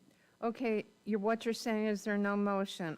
So I'm looking at the report. Once again, it just says here, based on the results of the overall scoring procedure established by the City Council, staff recommends that the council direct staff to begin negotiations of a development agreement with Blue Farms or provide further direction as determined.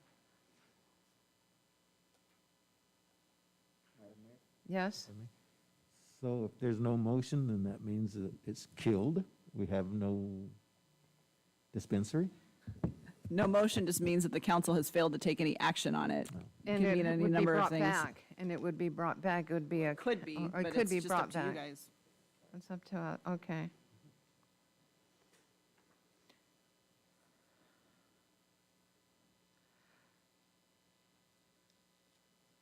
Once again, I'm going to turn it to council. In which direction do you wish to proceed? You've heard, you've listened. Councilmember Wyrock? Yes, I'm not in a position to make a motion at this moment. However, the second part of the staff's recommendation for additional considerations, I just want to, you know how I voted on the animal shelter. I don't want to kick the can down the road. I heard tonight that the city council approved 3 dispensaries before I was on the council.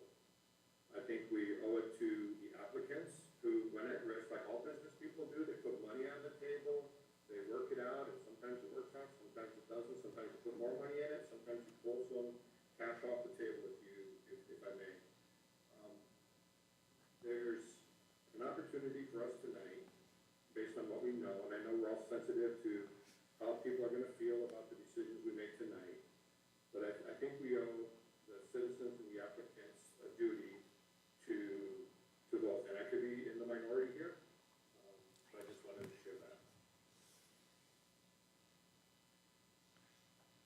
Okay.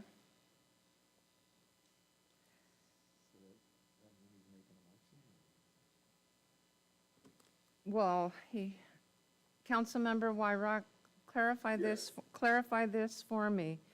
So, did you want to make a motion on the recommendation that was brought forth before us?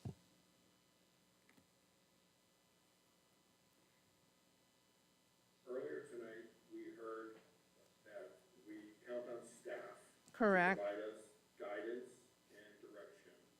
Okay. They have done so in mentioning Bloom Farms.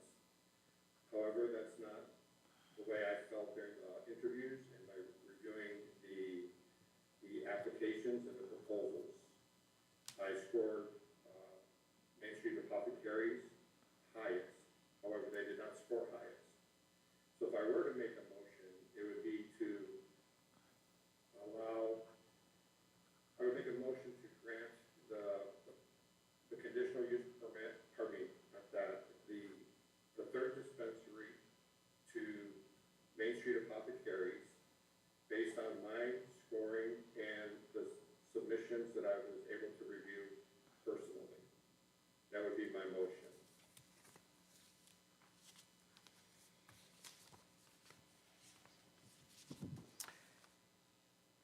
Does anyone wish to second that?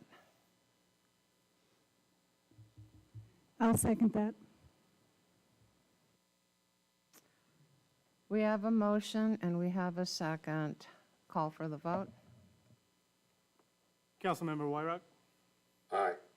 Councilmember Tate, Aye. Councilmember Stowe, No. Vice Mayor Carrillo, No. Mayor Flores. No. Fails. Okay. Then I will make a motion on staff recommendation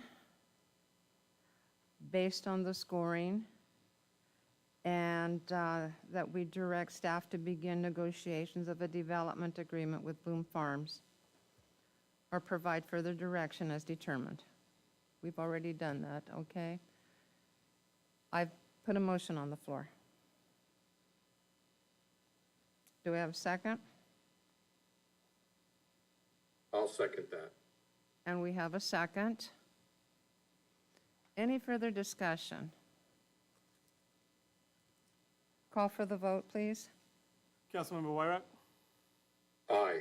Councilmember Tate, Aye. Councilmember Stowe, No. Vice Mayor Carrillo, No. Mayor Flores. Aye. Okay. That's a 3-2. It passes, just for the record. 3-2. you. Thank you. Okay. We will now move on to the next item. Thank you, Your Honor. Next item order, scheduled matter is consideration of appointment to the city's Arts Commission, and Mr. Gabriel Raga is going to provide the staff report this evening.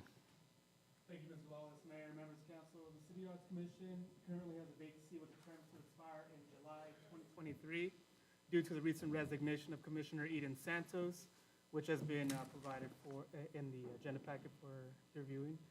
Additionally, the commission's youth member seat is also vacant. Staff is in receipt of one request for appointment from Ms. Dawn Bennett, which is attached for the council's consideration. Staff will continue to advertise the youth member seat and solicit applications until said seat is filled. The Arts Commission is comprised of 5 members plus 1 student youth member and represents 4 areas of arts: 1, theatrical, performing arts; 2, visual, graphic; 3, music; and 4, youth. At this time, staff's recommendation is that the City Council consider the appointment of Ms. Dawn Bennett to the City Arts Commission. Thank you. I'm available for questions. And if I'm correct, I believe Ms. Bennett is in the gallery tonight. What a wonderful report. I really like that report. That's your first one? That would be my question. That is your first one. Okay. You know what? I'm so pleased to see Dawn apply for this position, and I'm going to make a motion that we accept her appointment to the Art Commission. Oh. And a Okay, go second. second. All right, call for the vote, please. Councilmember Wyrock, Aye. Councilmember Tate, Aye. Councilmember Stowe, Aye. Vice Mayor Carrillo, Aye. Mayor Flores. Aye, passes unanimous, 5-0. Item number 7, oh, Dawn, it's so good to have you in here. Thank you all very much for the appointment. I am ready to do my service to my wonderful community. Thank you so much. Look forward to it. Thank you. Okay, take care. I do have one question. Yeah, all right. Yeah, no kidding. Your Councilmember business- Stowe, yes, sir.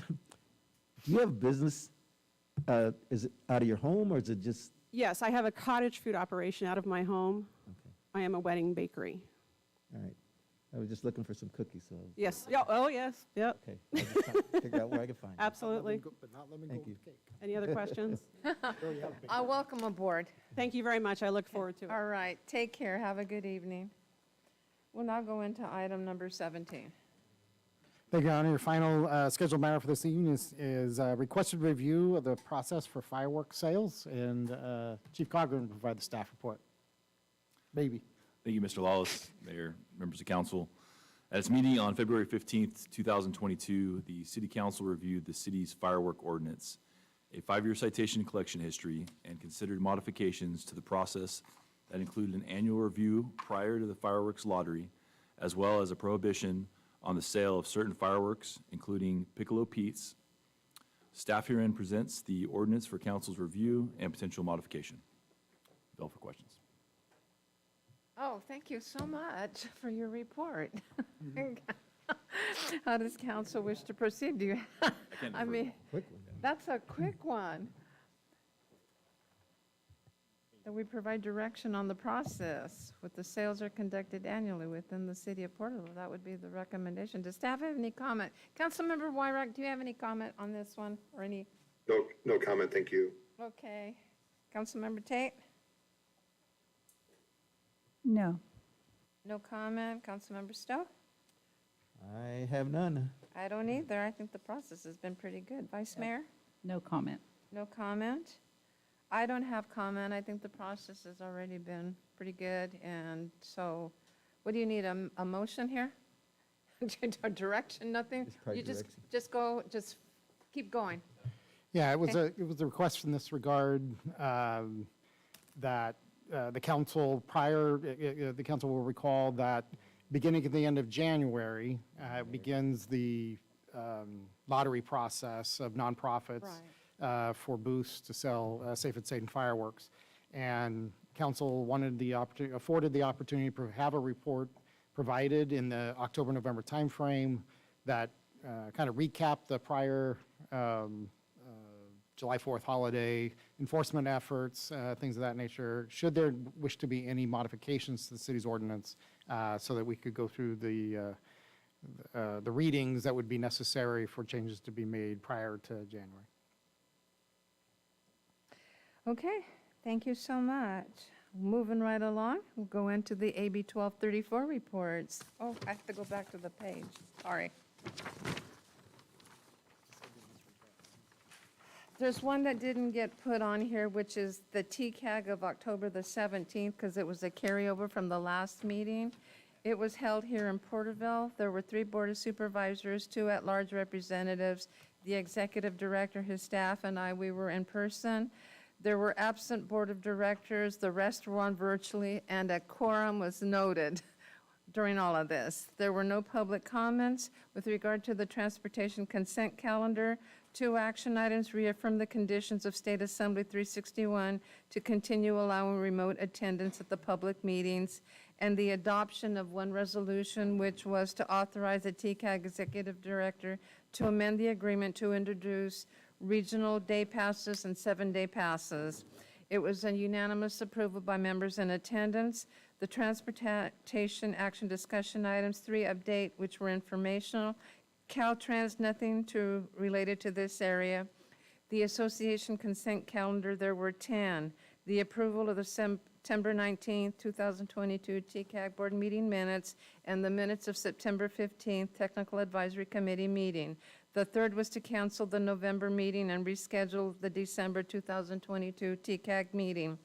The 7 remainder were a slate. They were local clearinghouse review grants at the areas of Montana, Sultana, City of Lindsay, and Wood Lake Fire District. There was no fiscal impact. On the association action discussion items, there was 1 action item, which was the adoption of resolution of the multi-jurisdictional housing element for the consultant selection.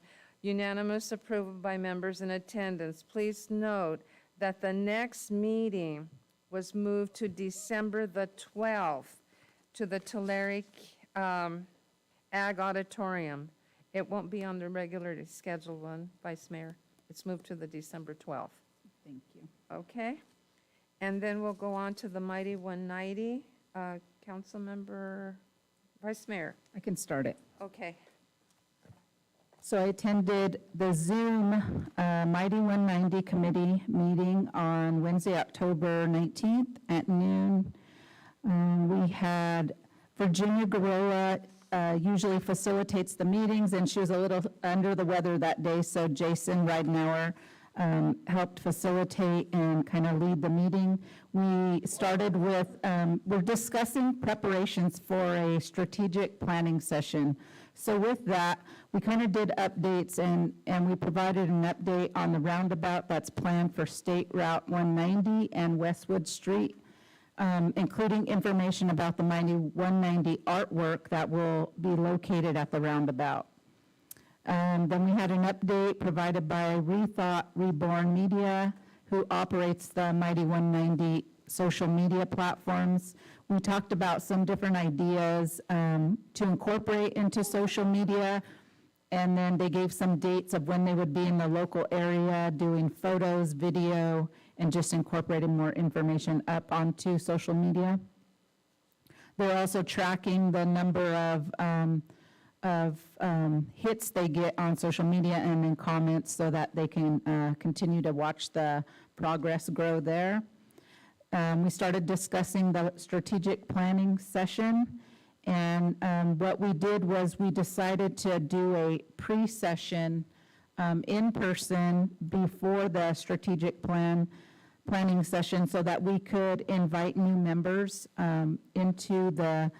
become familiar with the Mighty 190 project, and then engage in meaningful discussion for the strategic planning session. We just want to have different businesses, agencies, and chambers from the county be involved. If we can get some more feedback and members to participate with us, then we will go ahead and start scheduling the strategic planning session. We're looking at doing the pre-planning session around November 16th, and that will be in person. Let's see if there was anything else. We discussed the formation of possibly becoming a nonprofit organization, and then just discussed that we will be identifying some goals and action steps during the strategic planning session. And I don't have the next date for the meeting, but ends the report. Okay, Councilmember Tate, did you have anything you would like to add to that? I do recall that we mentioned, or that we had a discussion regarding signage and perhaps posters or pictures along the roadways, and there's a little bit of an issue as far as requirements with Caltrans. And so we'll have to get creative, but we'll be able, that's part of what we would like to do, is to draw attention from other parts of as you're entering into Porterville, to basically promote tourism, let people know where we are and what we have available for them to be able to enjoy, and recreation opportunities. Thank you. Thank you. The next one is Tulare County Association of Governments Coordination Meeting of October the 19th. This was a brief meeting. It was Mr. Smalley from TCAG, Tribal Council Member William Garfield, Mr. Lawless, and I were in attendance. There were no decisions made. We were just having discussions to continue to coordinate projects on the reservations and projects surrounding the casino. And of course, on that same date, there was an anxious wait to see if they were the recipients of the ATP grant, which had been submitted. Finding out a couple of days later after we had met, they had missed it by 2 points in the scoring. So we continue to work with them, and a meeting will be scheduled next week. That concludes that report. Tulare County Homeless Task Force, Mr. Ridenour. Thank you, Honorable Mayor. The Tulare County Task Force on Homelessness took place on October the 19th. The minutes were approved and updates were provided on Project Home Key, Room Key, and HAP 4. Also, a presentation was provided by Quick Haven, who manufactures tiny homes to service the homeless. The City of Porterville provided an update on LINK, as well as on the Porterville Welcome Center, also known as PWC. About 3 residents being housed since June. They're currently serving between 80 and 90 meals a day. Individuals who have visited PWC since opening is 2,327, and that's all unduplicated. And the next meeting will be held on November 16th. Thank you very much for that report. Tulare County Regional Transit Agency Board, Councilmember Wyrock. Thank you.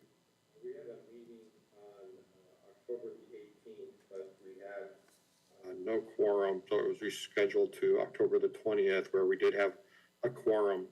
During our last regular city council meeting, I gave a full report on the agenda and some preliminary discussions with no voting that had taken place. However, this time we did review the minutes from the September meeting and approve those minutes. We had I did report out at that time that we had a request from a school district for the regional transit authority to provide or to look into some type of charter bus service. That was agreed to by the group to look over it and to find a way to help that school district and other school districts with the charter service. That district was a Porterville school district, and it's nice to see the willingness of the Regional Transit Authority to come to the aid of stakeholders here in the local area. We reviewed the upcoming November and December meeting dates, and they were in conflict with the upcoming holidays, so we moved them forward. I don't have the dates here in front of me. And that's all that I have for this report. I appreciate the report, and I appreciate your attendance, council member.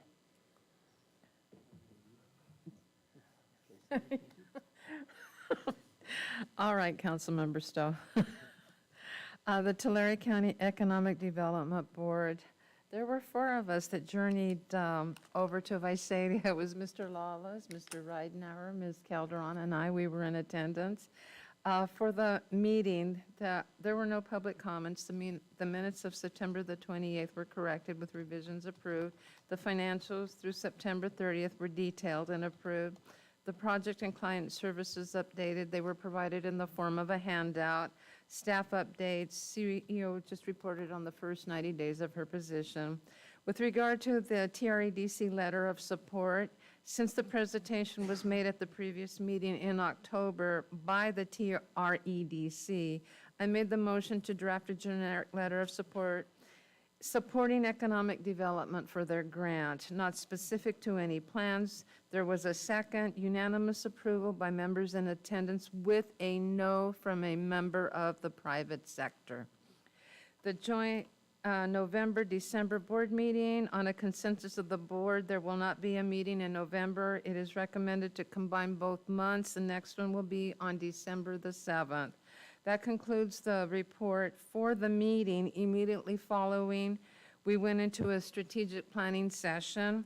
In the session, we went over the board roles and the responsibilities, which were outlined, the membership, the years of service on the board, the financial support of the membership, representation on the board.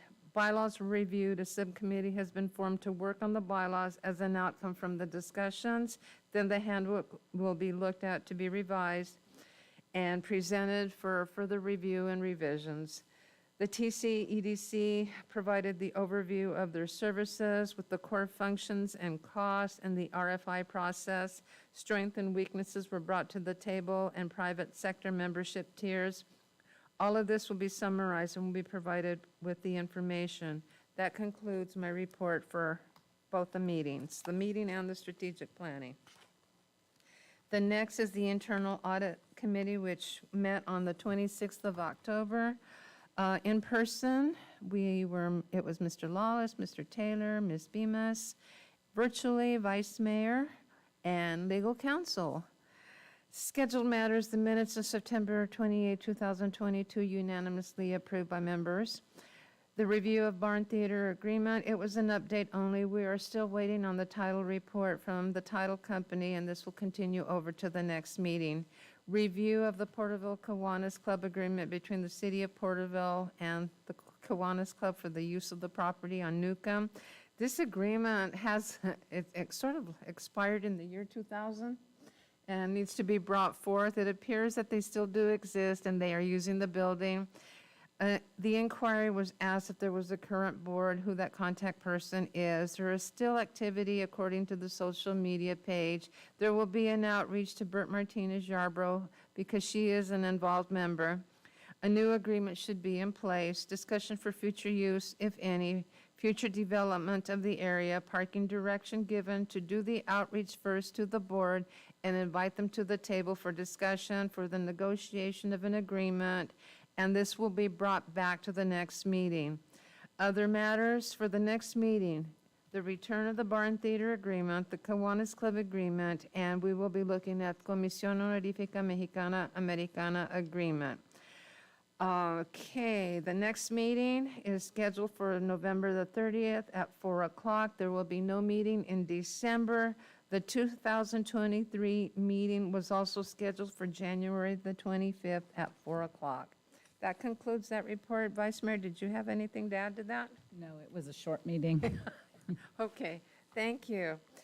The City Fall Luncheon. This is something that I just love to attend because it's a city staff fall luncheon. It was held at the maintenance yard. There was a theme this year. Costumes were to be seen. One department was very retro. They were hippies with the floral shirts, the suede vest, the floral bell-bottom pants, and I joined them in costume. More of the bohemian style peasant skirt, the hippie era. Then there was a department that was known for their potlucks who dressed up in food costumes. There was a cheeseburger, a watermelon, the Dorito chips. I even took a picture standing next to the pizza. There was a strawberry there. Yeah, well, I'm not done yet, okay? And the one person who had the menu, there were condiments that were noted by the T-shirts, salsa, ketchup, mustard. There were fruit there, strawberries and watermelons. This luncheon is an appreciation to all city departments. Mr. Knight and his crew always do a wonderful job in the preparation with the assistance of other departments. I want to say thank you for always including us. I know Councilmember Stowe, you were there, and then Councilmember State, you were there. Anything you'd like to comment? Yes, I'm sorry I couldn't stay for the entire luncheon, but I came, I ate, and I went. Yeah, I saw that. Councilmember Tate? I made the rounds at all the different tables to talk to the city staff, and, well, I did the talking, they did the eating, but I wanted to be able to thank them personally for all that they do, and I see them around town in their vehicles, and I'm always waving to them, and they look at me like, who is that? So now they know who that is. These events are really good for our overall morale. It gives us a chance to interact with our city staff, and everyone has a hand in this as far as organizing and setting up, and and then some people are there to eat, and they only have like a 30-minute break, so they eat quickly, and so that way they can run back and get seconds. I noticed that. So the food was really good. So Mike Knight, if you're listening, and all those of who were preparing the food, you did a good job. A good time was had by all. Thank you. Thank you very much. All right, we will now go into oral communications. Is there anyone that would like to come forth under oral communications? Brock Neely, address on record. One thing I'd encourage each of you as private citizens and as city council members is to contact Senator Hurtado's staff and encourage them to push forward the legislation I've suggested to take the fireworks that are not safe and sane and reclassify them as illegal, as a criminal illegality, so that you can actually write a citation, they go to court, and possibly to jail for having them, not administrative fines. That would help greatly, I think, in reducing the number of those that we have. And the only way we're going to get that is if the state actually passes legislation and it's signed by the governor. Thank you. Thank you. Is there anyone else that would like to come forward? Dawn Bennett, record on file. I did have one request. I did submit the online form to, I believe, the police department in regards to problems in the evening with some of the activities on Henderson from Villa down to Main Street. I've not received a response as of yet, although I know they are very busy, so I'm understanding of that. But there is a lot of racing that's going on, anywhere from dark up until midnight or later. And there's clearly vehicles on that road as well that are exceeding the noise. I know there's a code in place for excessive noise. I can't remember the term for it, but I know there's a lot of more important things than that, but it is quite concerning that maybe some of our youth could possibly injure themselves or others if this isn't monitored more closely. Thank you. Thank you. Thank you. Is there anyone else that would like to come forward?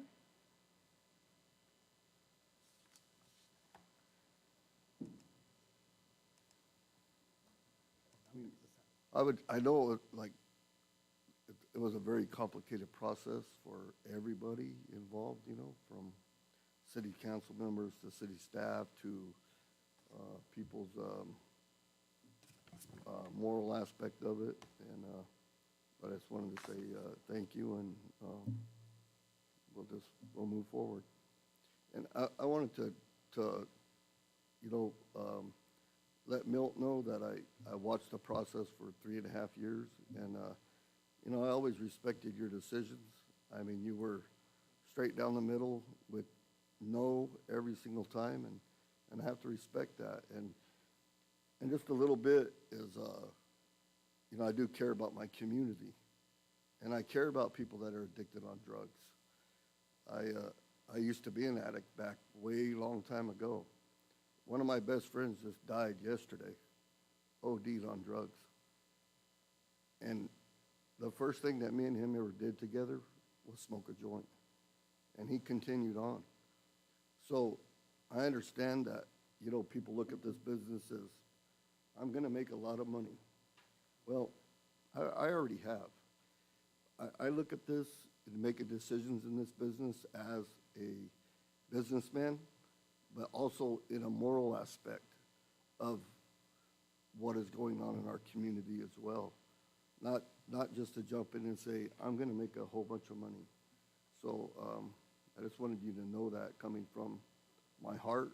I wanted to say that, you know, is that I care about people that get strung out on drugs. You know, I was explaining to the young lady that was her mother that died yesterday, that, you know, drugs are an addiction, and they do take control of people's lives, and people do die from them. So in every aspect of this business, that will always be a consideration morally of how I would approach this and how that business would be ran, you know. I know business-wise it has to be ran business. I understand business. I've been in business for many, many years. But even being in business for pretty much, you know, all of my adult life, I had to make a lot of decisions of that come down to a moral aspect of what decision I'm going to make. And not because I was going to make money, but because of what the moral aspect of it was. And I've turned down projects that were not correct because they weren't morally correct. So that being said, I just wanted to thank everybody for the process, and that's it. Thank you. Thank you. Is there anyone else that would like to come forward for oral communications? Is there anyone on virtually? No, Your Honor. Okay. We'll now go into other matters. Councilmember Wyrock, do you have anything for other matters?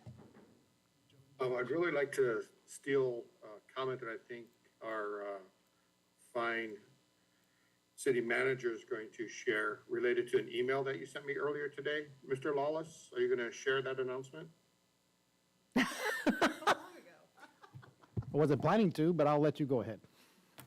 All right. Well, about a week ago, our city manager and I sat down with our Director of Finance, Ms. Bemis, and they shared with me the city's finances for the fiscal year that just ended and kind of an update on how we performed financially. And they mentioned during that meeting that the California State Auditor issues an annual report on fiscal health for California's 482 cities. 482 cities, they report the fiscal health of those cities. And the most recent report was just published, and it covers the fiscal year 2020 and 2021. And it reflects Porterville as number 196 of 482 cities and low risk of financial failure. In comparison, there's a city nearby that is classified as high risk. And Wow. our credit rating is just huge. So I just want to give a shout out to our city manager, to the financial department, to Ms. Bemis for her leadership in that department, and then the accounts that show all of that are in the agenda packet for tonight and how well the stewardship of Porterville is being managed. So thank you for all of your efforts. That's all I'd have to share. Thank you. Maria, that just means you can't retire, ever. Thank you. She's not coming on, she's not gonna open her screen, okay.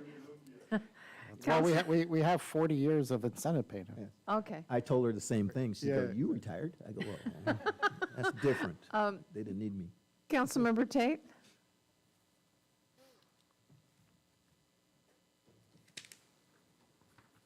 Well, tomorrow morning at 7:30, I will be over at the Welcome Center passing out winter wear coats and whatever it is that we managed to get.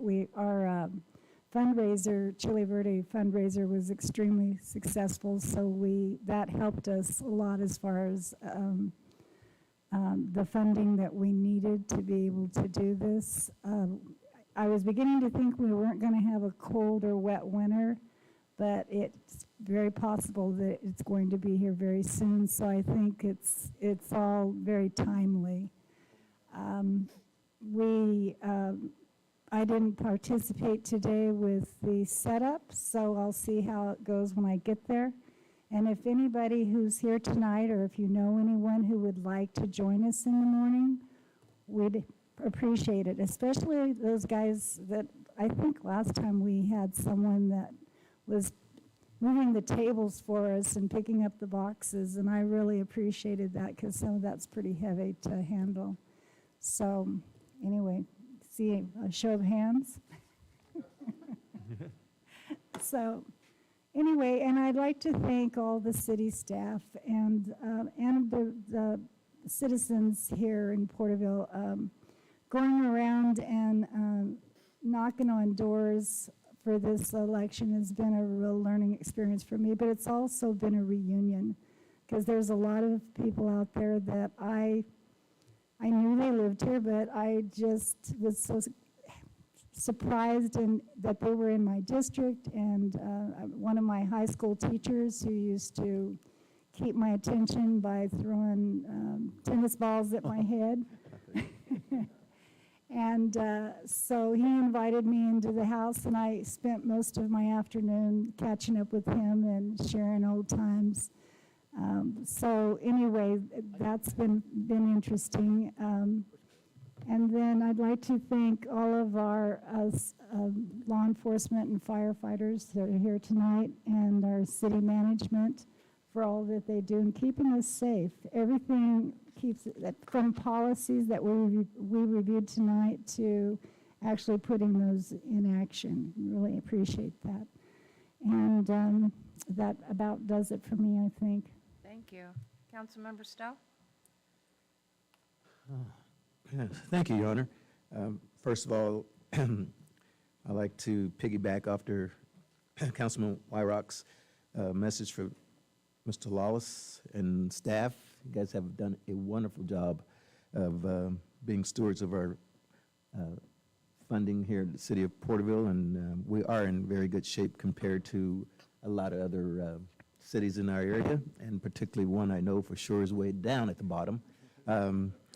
So I want to thank you. I want to thank you all for your hard work, because you guys, you look after your budgets, you don't go over them. In fact, you try to save money so we can, and that's the reason we're in such good shape now, and we can get loans and things from when other people are, not even being looked at. So I thank you. I do have a question in the West Putnam School area. I think it was Mr. What is his name? Gonzalez mentioned about sidewalks. Wasn't that area in our safe routes to schools last few years or so? Yeah, there's a project under design, hopefully be out to bid soon. It's in conjunction with the Newcomb Street reconstruction, Okay, so it's going to be done. both on Toma and on Putnam. That's what I thought. I thought we had, but good. Okay, so that will be taken care of for him, and I appreciate that. The other thing is, I think is very disgraceful to our veterans who were in their memorial being vandalized, and these men and women sacrificed so much, including several members of my family, so that we may and we can speak freely our thoughts. And if the Parks and Leisure Services Department can't secure those buntings, I will personally have it paid so someone will secure them on the fence, because I think it's very important to honor our veterans and continue honoring them.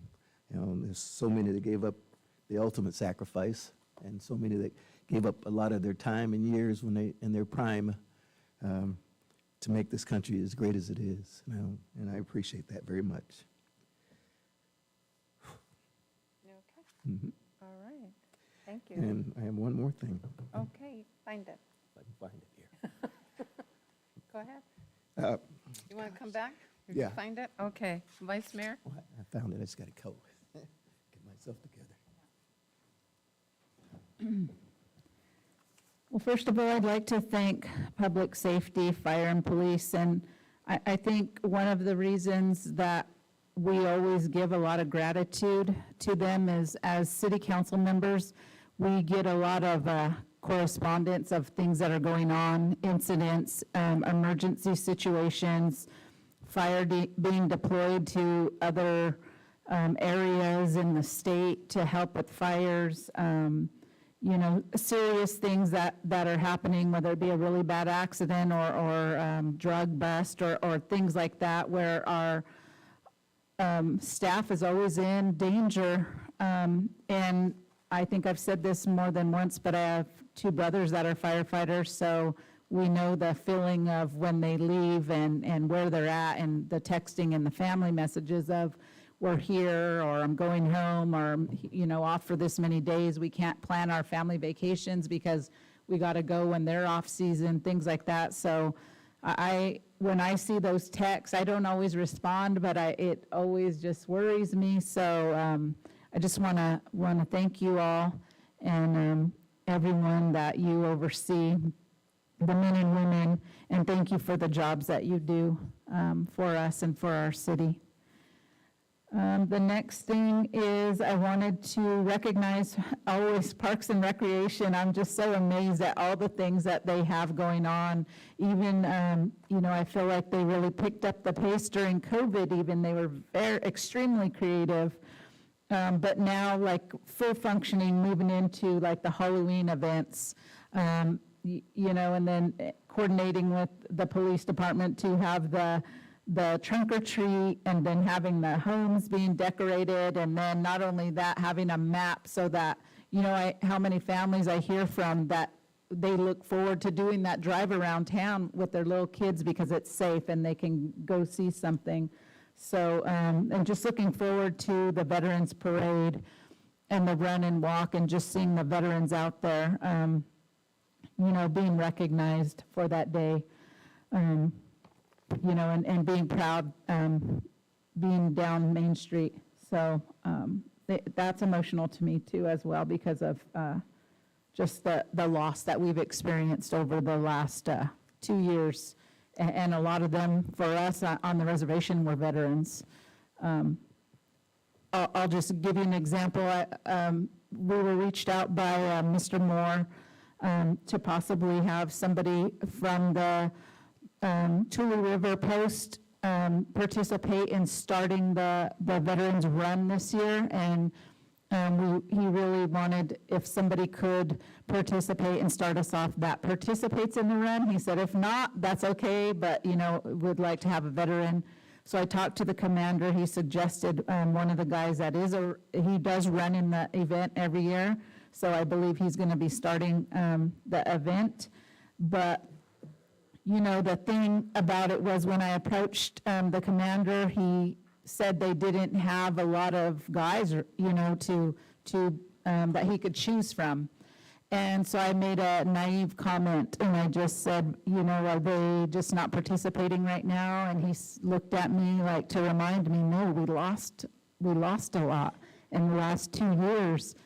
And I just said, I'm sorry, yeah, I recall just how many elders that we lost, young people, but also veterans that we lost during that time. So I'm just really happy that Donnie Moore reached out to the tribe just to have them participate. And they do, they're at the run and the parade every year. So they're really happy to be asked. The next thing I would like to mention is that November is Native American Heritage Month. And the thing I wanted to say about that is there's a lot of, rich information out there that's not just for Native Americans or Indian people. The reservations here, we're a good partner with them, being the city, meaning we, but there's a lot to learn about our neighbors and the first people of the area, the Yokuts. There's a lot of history, there's films, really good films, there's books, literature, and there's a lot of legislation right now in the state around tribes and tribal people that, coincides with what we do at the city. So just, if anybody ever wants information about that, I'd be willing to share. I've been reached out by some of the school districts to come and talk and do things like that, so I may share.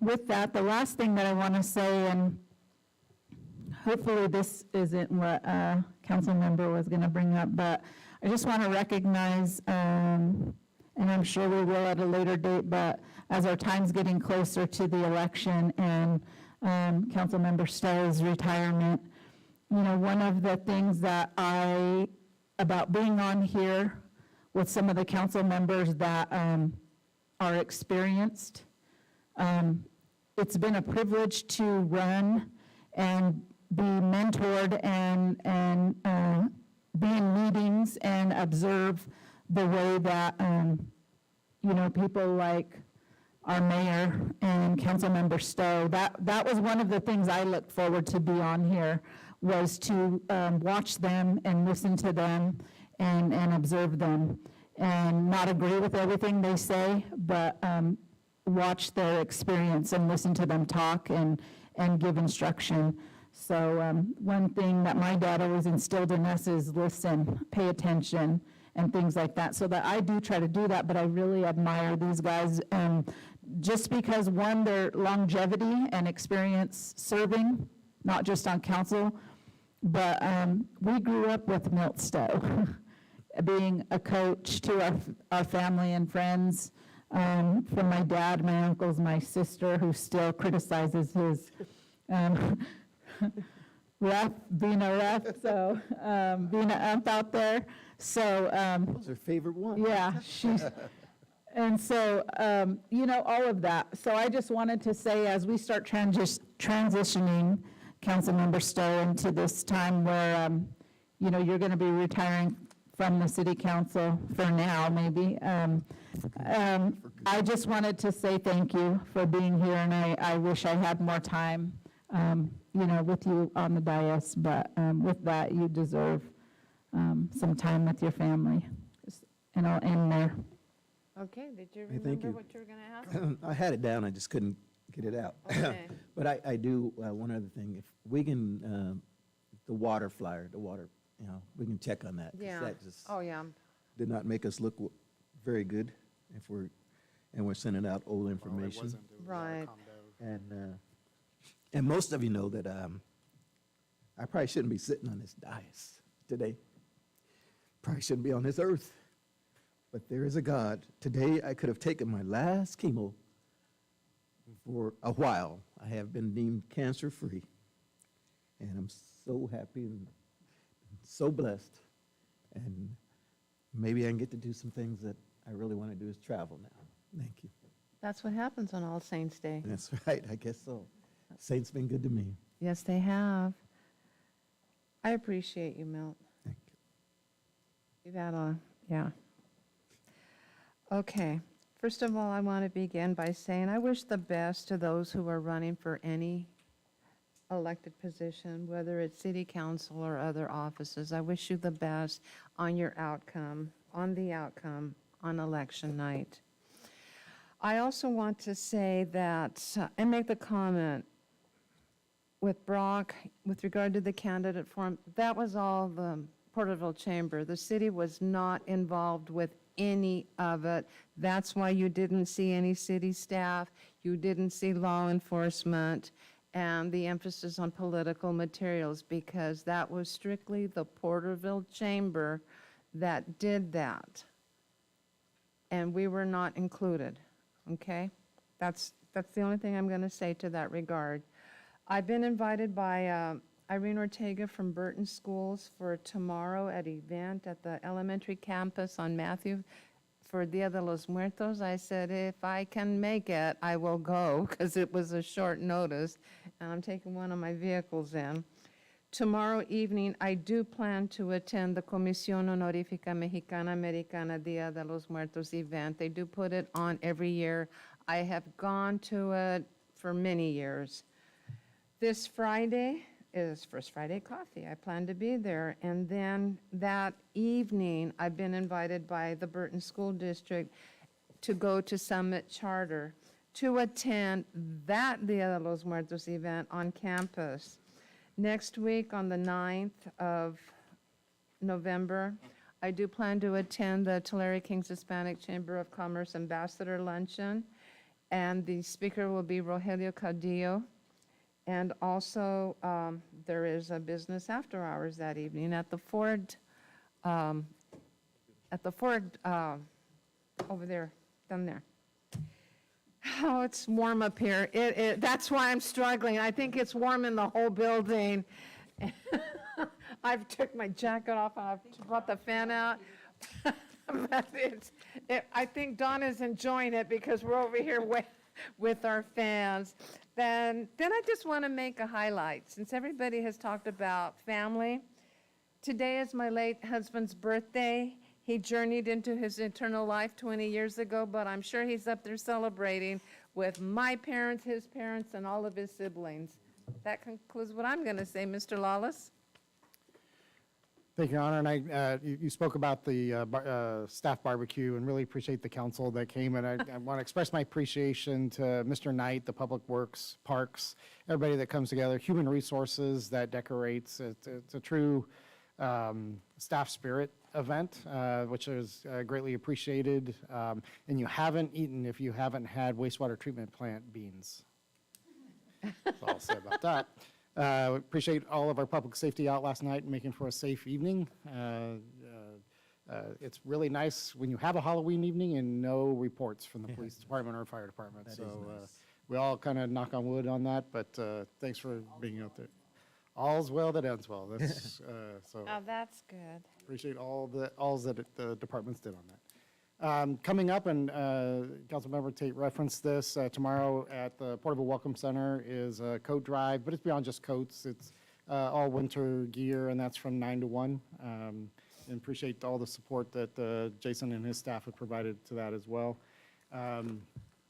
Chief Cogburn has a birthday next week. Oh. Happy birthday. So, yeah, all's well that ends well with that one, too, I'm sure. Certainly looking at next Tuesday, Election Day, and certainly a busy day across the city. And then certainly looking forward to next Friday, Veterans Day, with hopefully a new and very special feature to be added as part of that Veterans Day parade. And appreciate Mr. Ridenhour and his work in coordinating that. So I'll leave it at that. Okay. Mr. Knight, Mr. Moore, Mr. Bartow. I'm not going to adjourn the meeting till I see you guys on. I don't see Dominic on here. Look at that. Look at that. Maria won't come on. And Javier, where are you? Are you there? There he is. All right. I can see you guys now. It is 8:52, and I am adjourning the meeting. Thank you. Everybody have a good evening. Who won tonight?